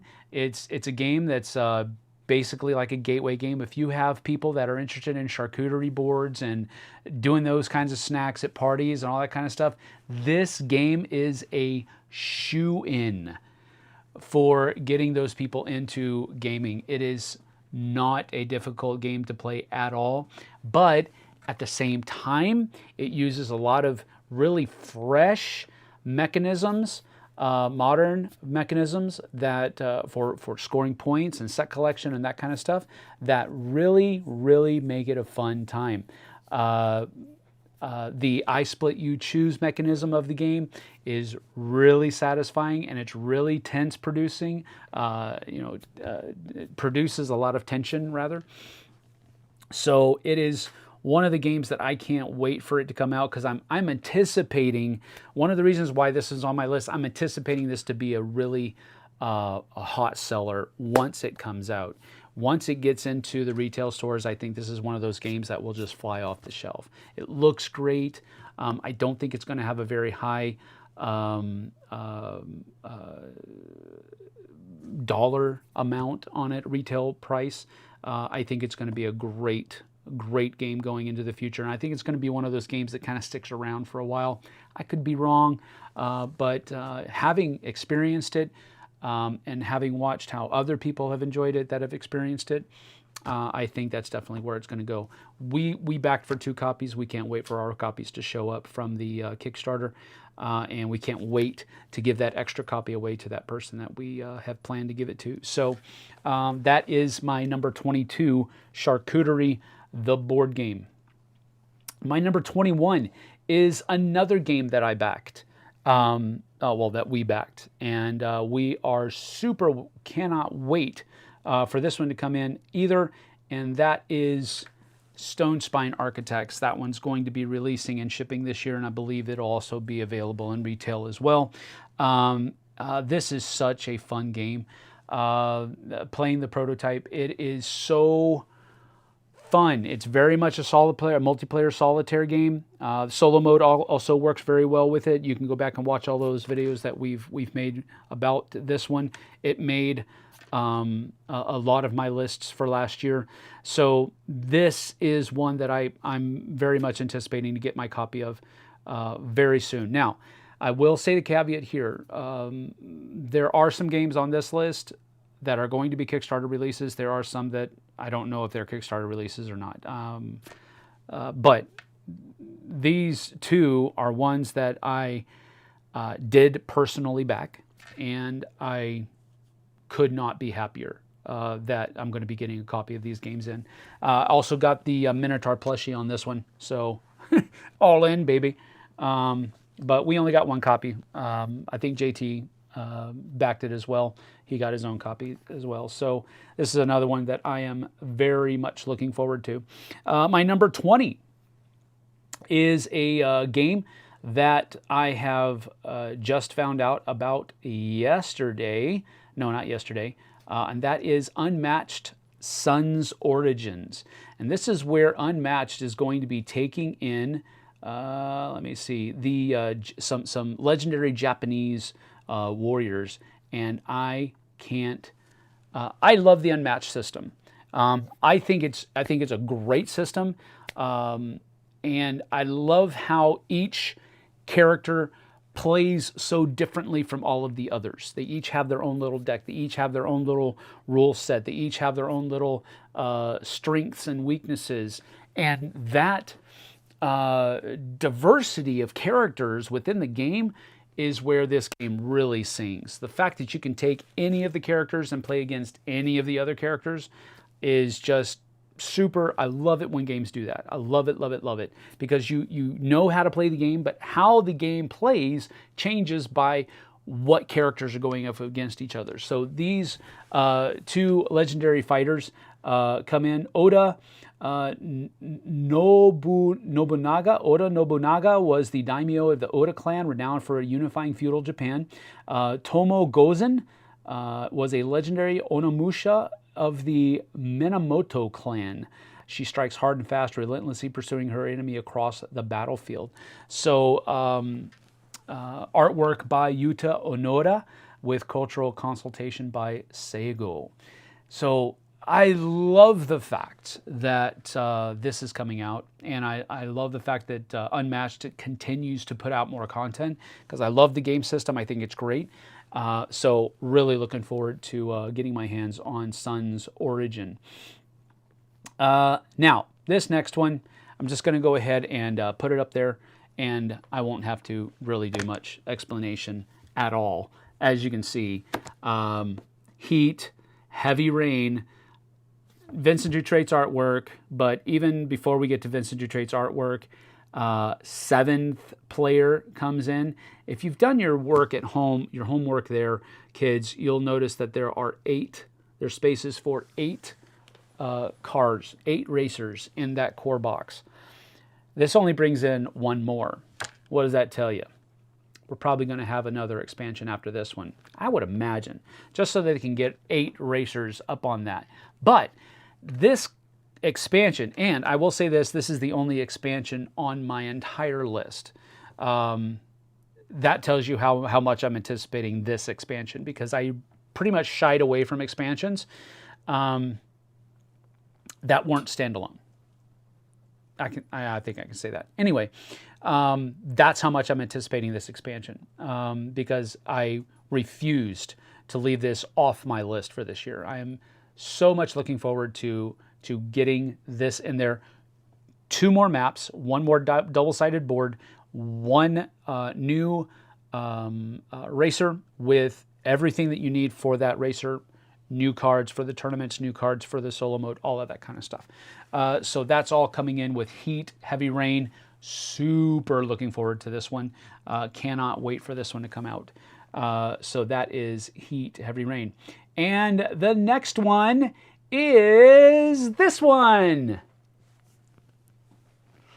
What might this one be? Well, there's no picture available on the Geek at the very latest, but this is the new one, Ticket to Ride Paris. Ticket to Ride Paris, where you are basically going to be putting together your own version of the metro, the underground metro in Paris. So I'm a big fan of the new Ticket to Ride small box, the city boxes, where you've got London, Berlin, San Francisco, New York, Amsterdam, and now Paris. I think those are the 6. Is there a 7th one out there? I can't remember. But those are really my preferred way of playing Ticket to Ride right now. I like how quick the game goes. Still gives you the same feel as Ticket to Ride, but it's much more palatable. It's much more consumable. And I found that once these games started coming out, Ticket to Ride started hitting my table a lot more frequently. Now, I don't play it every week, don't get me wrong, but with these smaller boxes, they've really come into their own. Ticket to Ride has really become kind of a staple in my collection. Now, I do have a whole slew of the big boxes, so don't get me wrong. I'm not trying to be an ivory tower here, but you get the idea, I think. Let me go back to the live stream to see what people are saying. Yes, charcuterie, brie with honey. I took a picture on Christmas Day, or was it New Year's? I can't remember. I think it was Christmas, where I took a picture of the charcuterie board that Jesse put together for our family for Christmas Day, and put it up on Facebook. And I said, thanks to Third World Studios for the deluxe version of charcuterie. Nobody got it. Nobody laughed at it. I thought it was funny, but Vanessa, brie with anything, especially something sweet. Yep, agree. Don't forget this. Yep. Heat looks good, but I already have Flamme Rouge, and they look fairly similar. That's because Heat is Flamme Rouge revamped. That's pretty much where Heat came from. So that tracks, David. Only ever played Ticket to Ride New York, didn't like it. Well, you have the right to be wrong. It's okay, Vanessa. It's okay. So that is that. Let's see. I'm just trying to go back and make sure I'm catching anything. Sometimes playing just new games is exhausting. Oh, bless you. Oh, thank you. Appreciate that. You blessed me when I sneezed. Thank you so much, sir. All right. So that was Ticket to Ride Paris. Looking forward to it. So there you go. Did you see the new Wingspan reskin, Wormspan? Will you be quiet, Anthony's? You're stealing my thunder. Yes, I did see it. We may or may not talk about it today.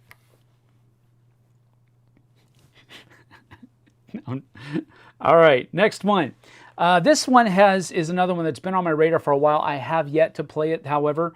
But this is Ezra and Nehemiah. Ezra and Nehemiah, I'm interested in this one for the theme alone. I believe it's going to be based around the rebuilding of the walls of Jerusalem after the Babylonian captivity.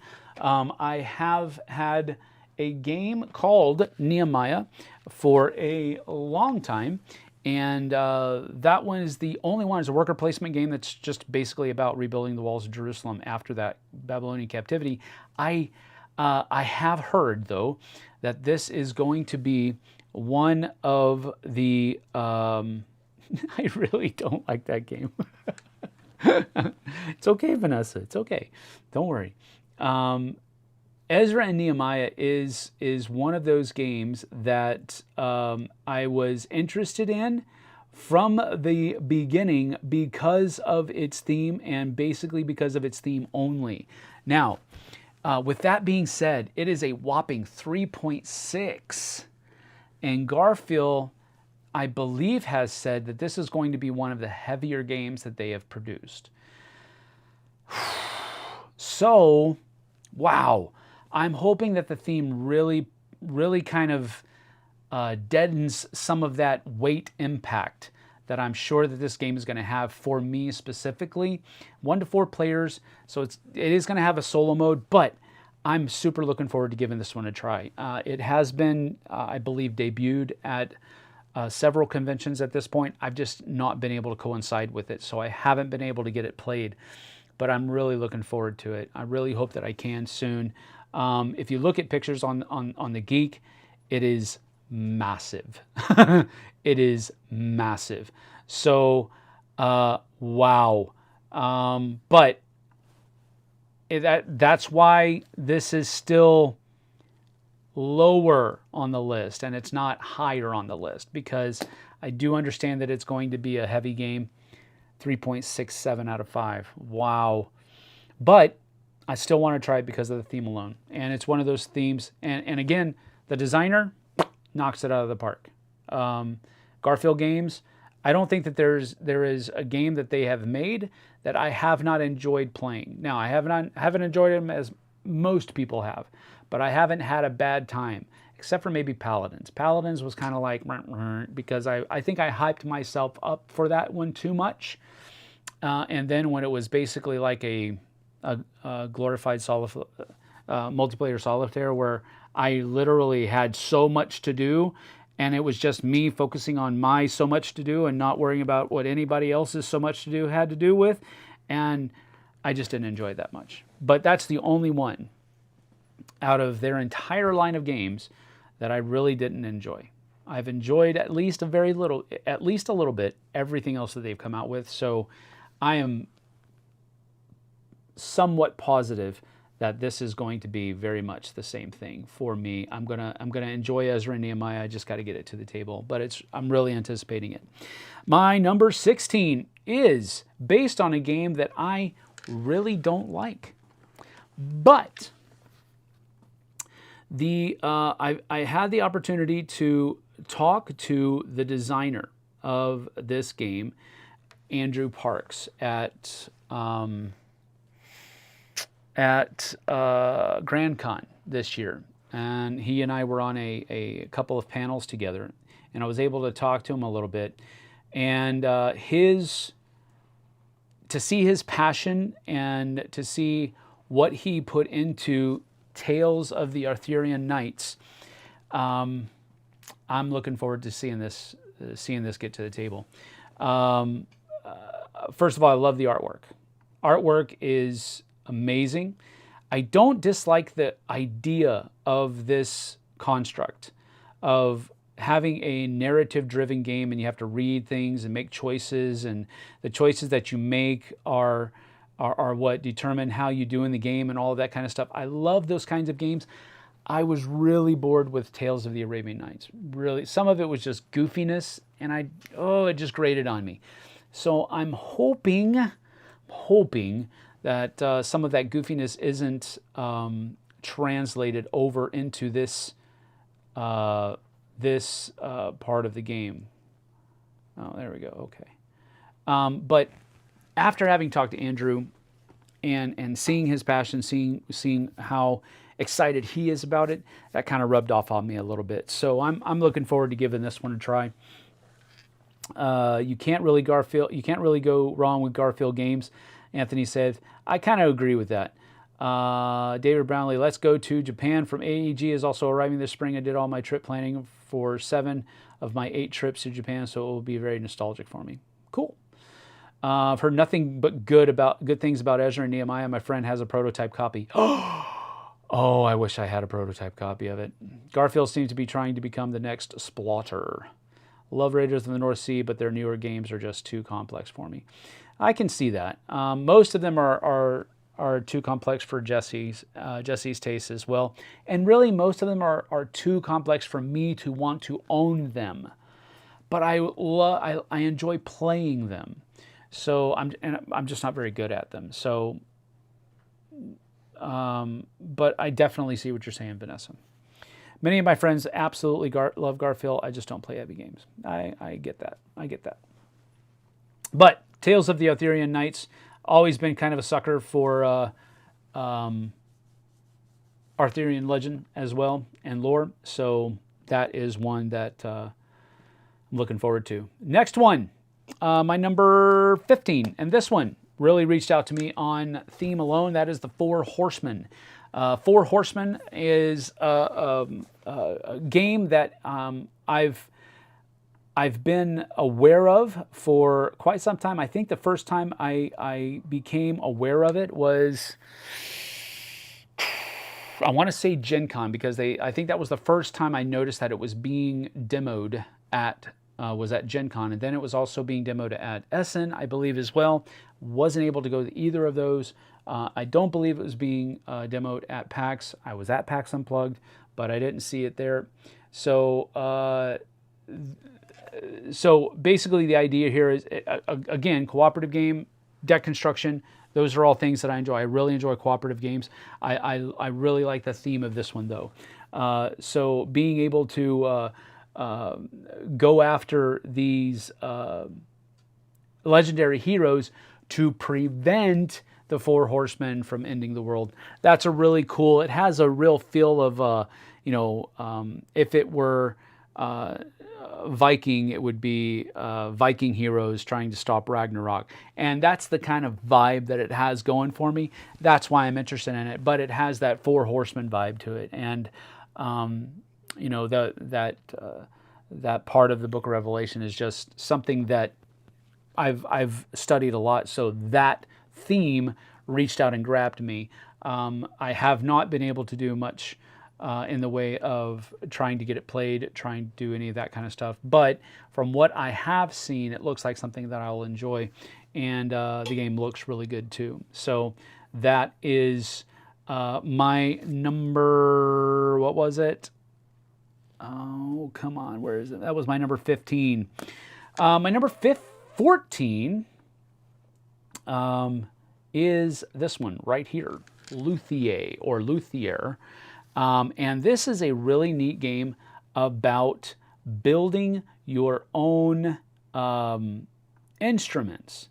Building instruments. And that's one of the cool things that I liked about that game. I've had other games that I've really enjoyed. Toledo is one of them, where you're building things for people. It's kind of like a contract type thing that's going on.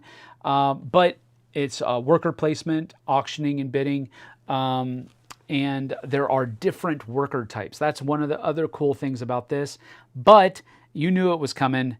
The artwork is Vincent Dutrait, and that's one of the main reasons why I'm really looking forward to this. Now, I've seen this one being advertised. I've not seen a whole lot at conventions. I was at Origins, and it was heavily advertised. I sat there and drooled at the artwork for a little bit, but the booth was popping, and I wasn't really able to spend much time there. But there isn't a whole lot of artwork on the Geek, but at the conventions I was able to see a lot, well, at least with their backdrop, and it looks great. Man, it looks so good. The kinds of mechanisms that are there, having workers that do different things, worker placement, and then also that auction bidding, those are all things that I usually enjoy. Not so much in the auction bidding part, but I still enjoy worker placement a lot. Jess likes it a lot too. We have musically minded people in our family as well, so I think it'll do very well for my family. But Vincent Dutrait's artwork and the theme is really what kind of reached out. So it's the height of classical music in Western Europe. The art of the instrument was upheld equally by skilled craftspeople. So I'm just really looking forward to this. Building your own instruments for people and through worker placement and bidding. I'm really looking forward to this one. So that is that. Now, this next one, my number 13. You might scratch your head a little bit. Why is Sam looking forward to a Catan game? Well, I only own one copy of Catan, or Catan, however you guys want to say it. And it is the Germany, the Catan Geographies Germany. That's the one that I own. And so far, it is the coolest copy of Catan I've ever seen. And that's the only one that I usually play. That's the only one I own. But this one looks pretty cool. And I'll just say that right out. The actual board, looks okay.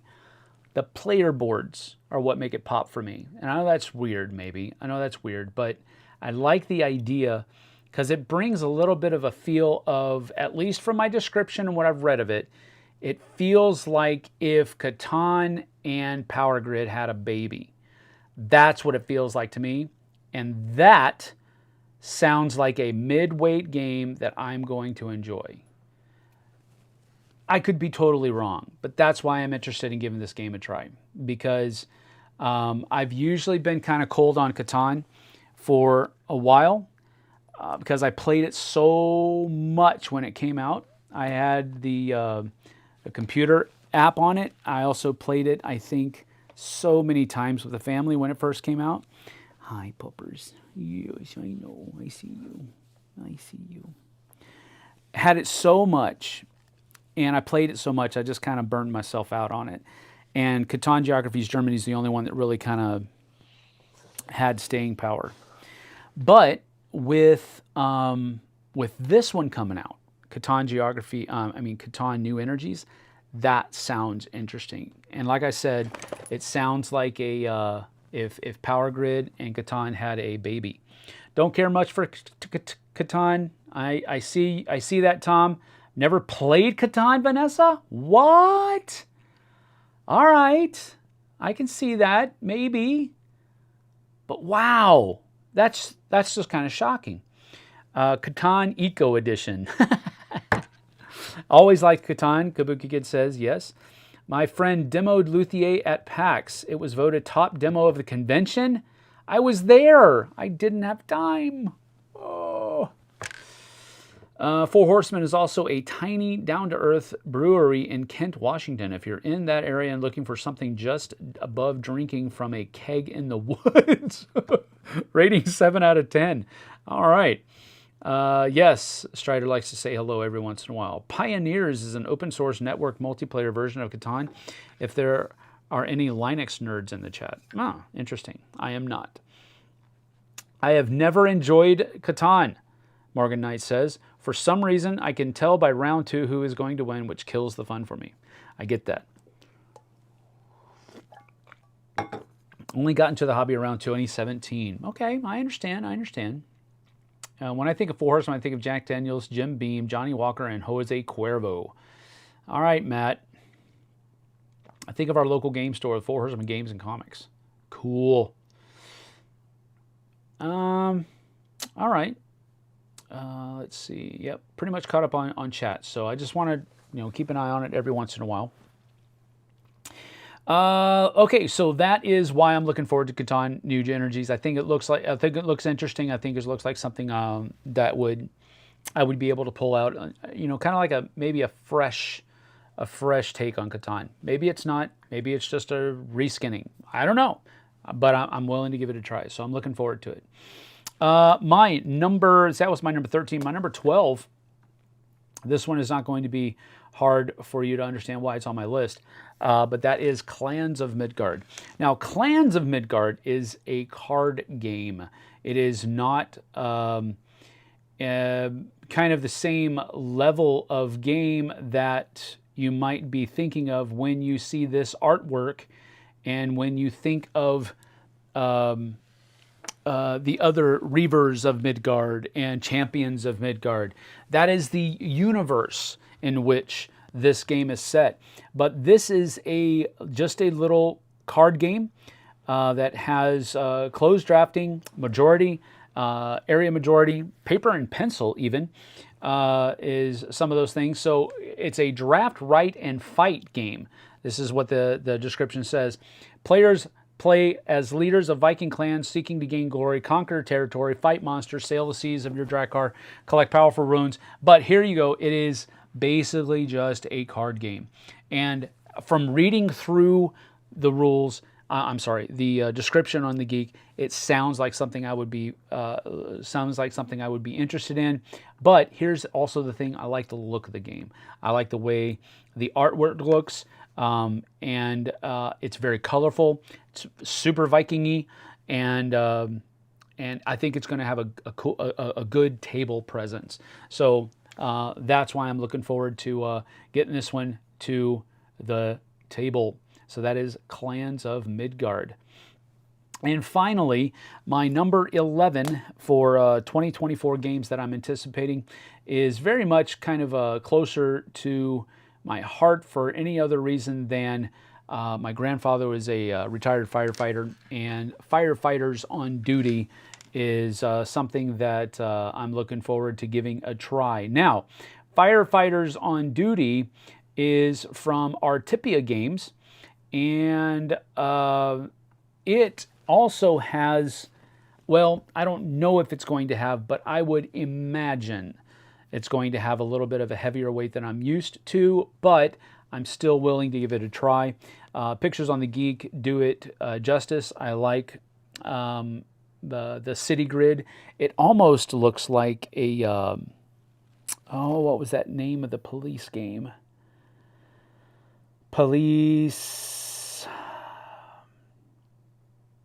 I don't know. The having the streets and the grid, kind of the city grid, on the board reminded me of Police something or other. I can't remember the name of the game, but it brings back those vibes.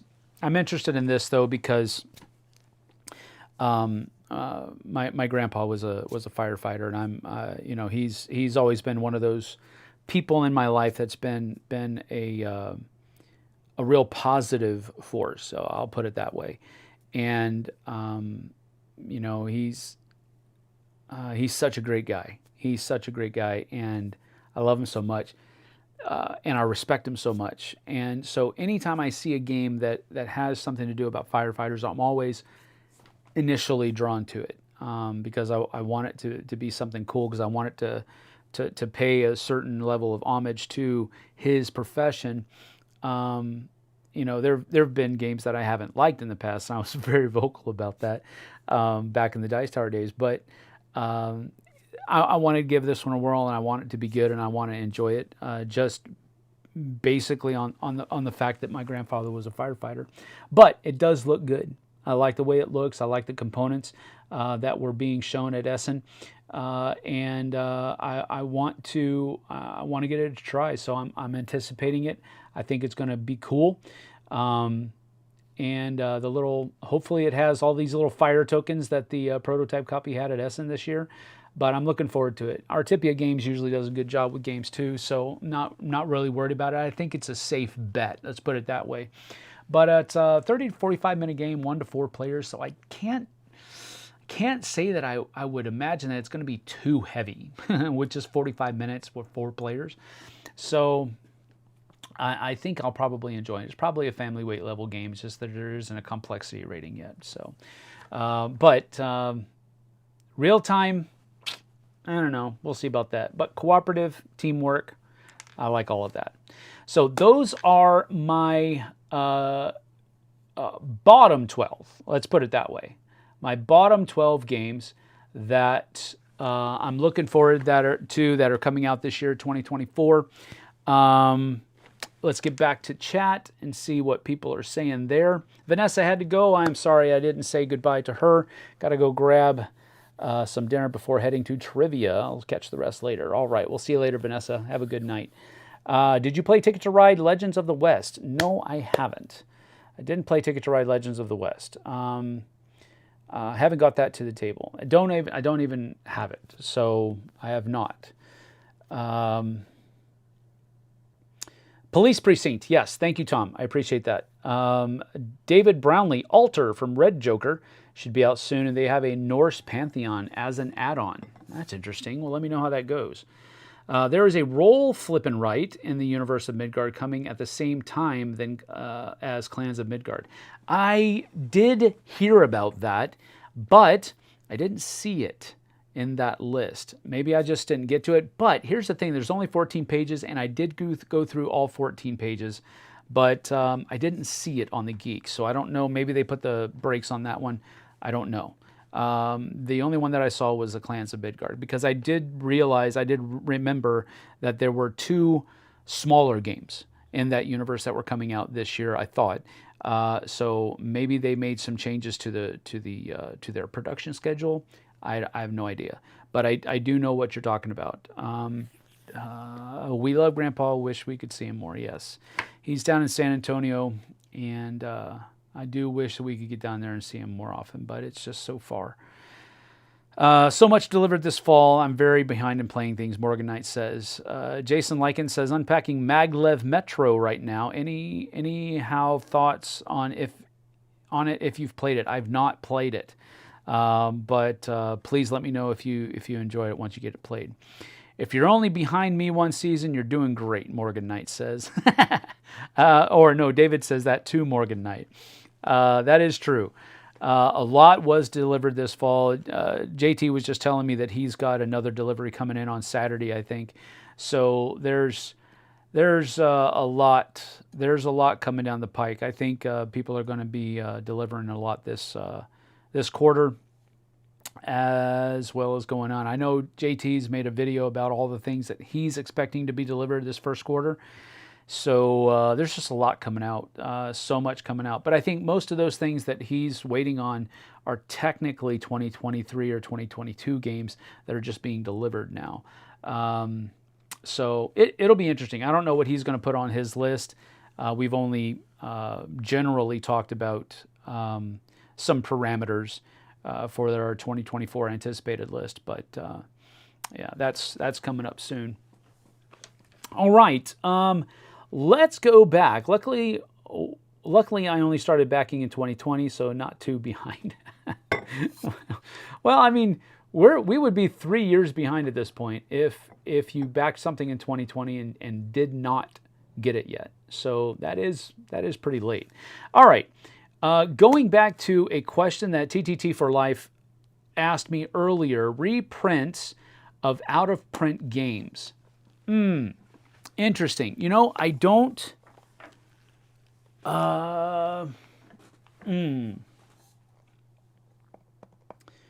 don't think that I have too many games that are out of print that I think need to be reprinted. I mean, I would imagine, I don't know if it's out of print, but if Shadows over Camelot is out of print, I would say that one would be very much there. I know that Colosseum has been reprinted 2 different times, I think, at this point. So that's one that would probably be on the list. Maybe Cleopatra. Could you try again? No, be quiet. I'm not even talking to you. Stop it. What's wrong with you?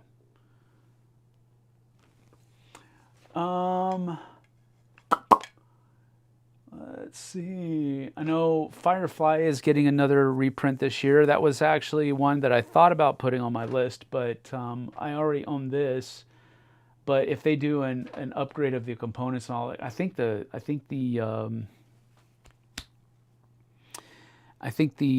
campaign that they ran for it is already over. So that might be just one that I missed.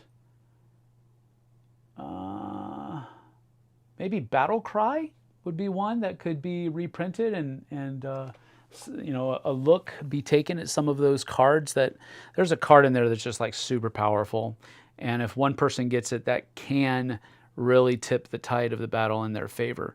Battle Cry might be one that I'm pretty sure that one's out of print, and could use a use a reprint, and I think that would probably be one that people would look at. And again, I'm sorry, I don't mean to be turning my back on you, but I'm just trying to look at the games that are on my shelves to see if maybe we could do more of. Eruption is a good game. Eruption is a really fun game where people are trying to shore up. It's really kind of goofy because you're using like wood to shore up your village from being overtaken by lava.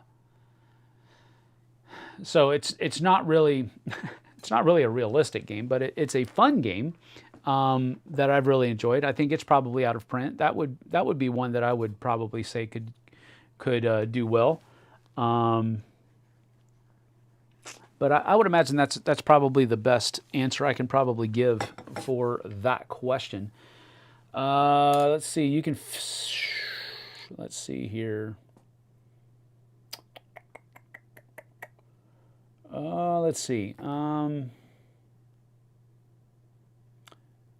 Also excited for Agemonia or Agamonia and Harikiri delivering soon. Harikiri, boy, I have their preview kit that they sent out, and I did a small video for them. That has some great components, great models in it. So I'm kind of jelly about you getting Harikiri. Let me know how that is, Morgan Knight. I think they didn't send me a rule book or anything, so I wasn't really able to look that deeply into the game. But their component quality, their cards, the artwork, it all looked really good. So let me know how that is, please. I can't go backwards in time, unfortunately. Luckily, I have a friend who was backing before I started, so it works out. New stuff for Rum and Bones. Yeah, that would be a good idea. Good call, Mark. That's a really good idea. Kabuki Kid, Firefly is good, but Outer Rim sort of scratches that itch for me. Yeah, that's kind of what I found as well, but I really liked the Firefly theme, that Serenity theme. I really, really liked that. I really liked that universe. It really felt like a sci-fi western, which is what it was supposed to be, but I really enjoyed that universe. I really enjoyed the feel that it had. So that's why I've kept my copy of Firefly, and I wouldn't mind revamping it, of course, with that new deluxe version that they have, the everything in one big box type of thing. I wouldn't mind have done that, but I missed that Kickstarter, so I don't know that I'd be able to.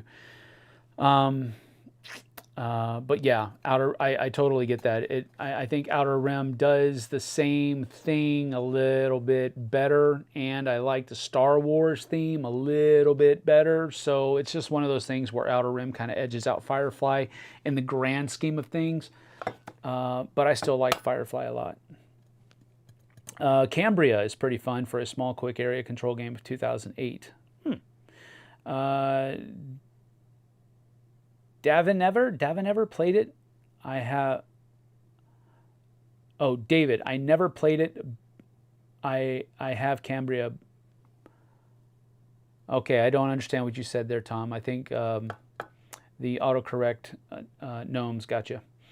I also like Mundus Novus from 2011 more than the BGG.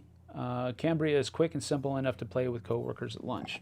Oh, that's actually a glowing review right there. So that's really cool. All right.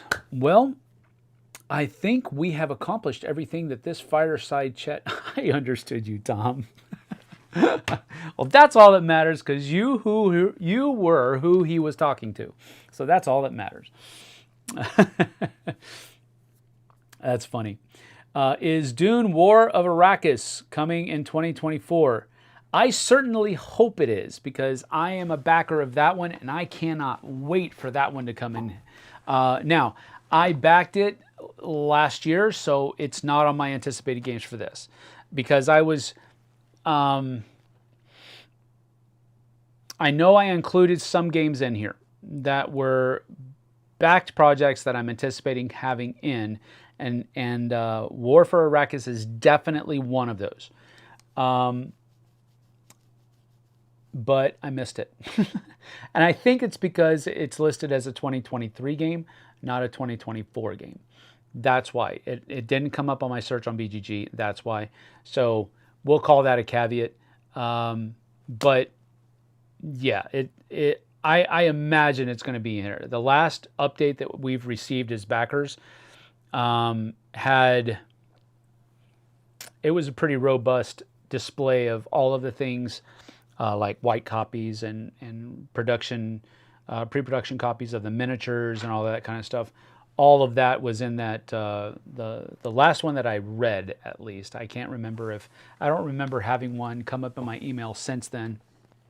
But they look like they're pretty far down the road on the production road on Dune War for Arrakis. So I'm super looking forward to that one, and I guarantee you, as soon as it does, I will be sharing that via an unboxing, and we're going to get it to the table here pretty quick, because that is a game that I looked at and I was like, oh yes, please. And now they're coming out with part 2 of the new Dune movie. I really enjoyed part 1. I got to get Jesse to watch that. I don't know if Jesse's going to be able to sit through that. Dune and Tron are 2 movies that are like insto sleep pill for Jesse. So I'm hoping that I think the pace of the new movies is better though than the old movies. So maybe it won't put her to sleep. We'll see. I hit return before I was done typing. Also trying to type too fast. Understood. Excited. I'd love to find Cinque Terre. Excited. Psyched for Dune 2. Yes, I am as well. I am still holding out hope that we'll see a Sting cameo, but I really doubt it's going to happen, but I'm hoping. Even if it's just like a wink from the corner. Something like that. Something small, something insignificant. Give him a couple thousand. No, I know, like more like 50,000 probably. But it could happen. I will try to stay awake for Dune. Well, thank you, my lady. Even Jason Momoa didn't convince my girlfriend to watch Dune Part 1. Wow, that's pretty harsh right there, man. If Jason Momoa can't get people to sit down, yeah, that's pretty rough. Totally get it. House Harkonnen? What? Why would you? No. Is that why your name is Thomas Prime? Because you're from, what is it, Gedi Prime? Is that where House Harkonnen is from? I don't remember what the name of the planet is. Anyway, all right. Well, it's 3:07. I've been here for 2 hours, which is about how long I thought I would be doing this fireside chat. Hopefully you've enjoyed this. I don't know that you will, but hopefully you have, because it's just one of those things that I think we can do semi-regularly. I'm not saying we're going to do this every week, but maybe a couple times a month or something like that. We might do that if we have those topics that just kind of come up and are the kind of topics that we can talk about and just chat about. I hope that we can do that. Strider needs to go outside, and then I need to go pick up Jesse from work and pick up Dante as well. So I do need to get going. You want to come here? You want to come say hi? Come say hi to everybody? Come on. Come here. Yes. Say goodbye, everybody. Goodbye. Yes. I see that. So they're over there, though. See, look at them. Look at them. In the camera. He's so confused. All right. Thanks for joining us. We appreciate you stopping by and chatting. Hopefully you enjoyed it. If you did, make sure you hit those like and subscribe buttons. And notification bell icon or something like that. It'll let you know whenever we go live with another video or something to that effect, or when we schedule another video. That's another thing you can do. But if you enjoy this content, please consider doing that. We'll hope to see you right here on the flip side. Take care, folks.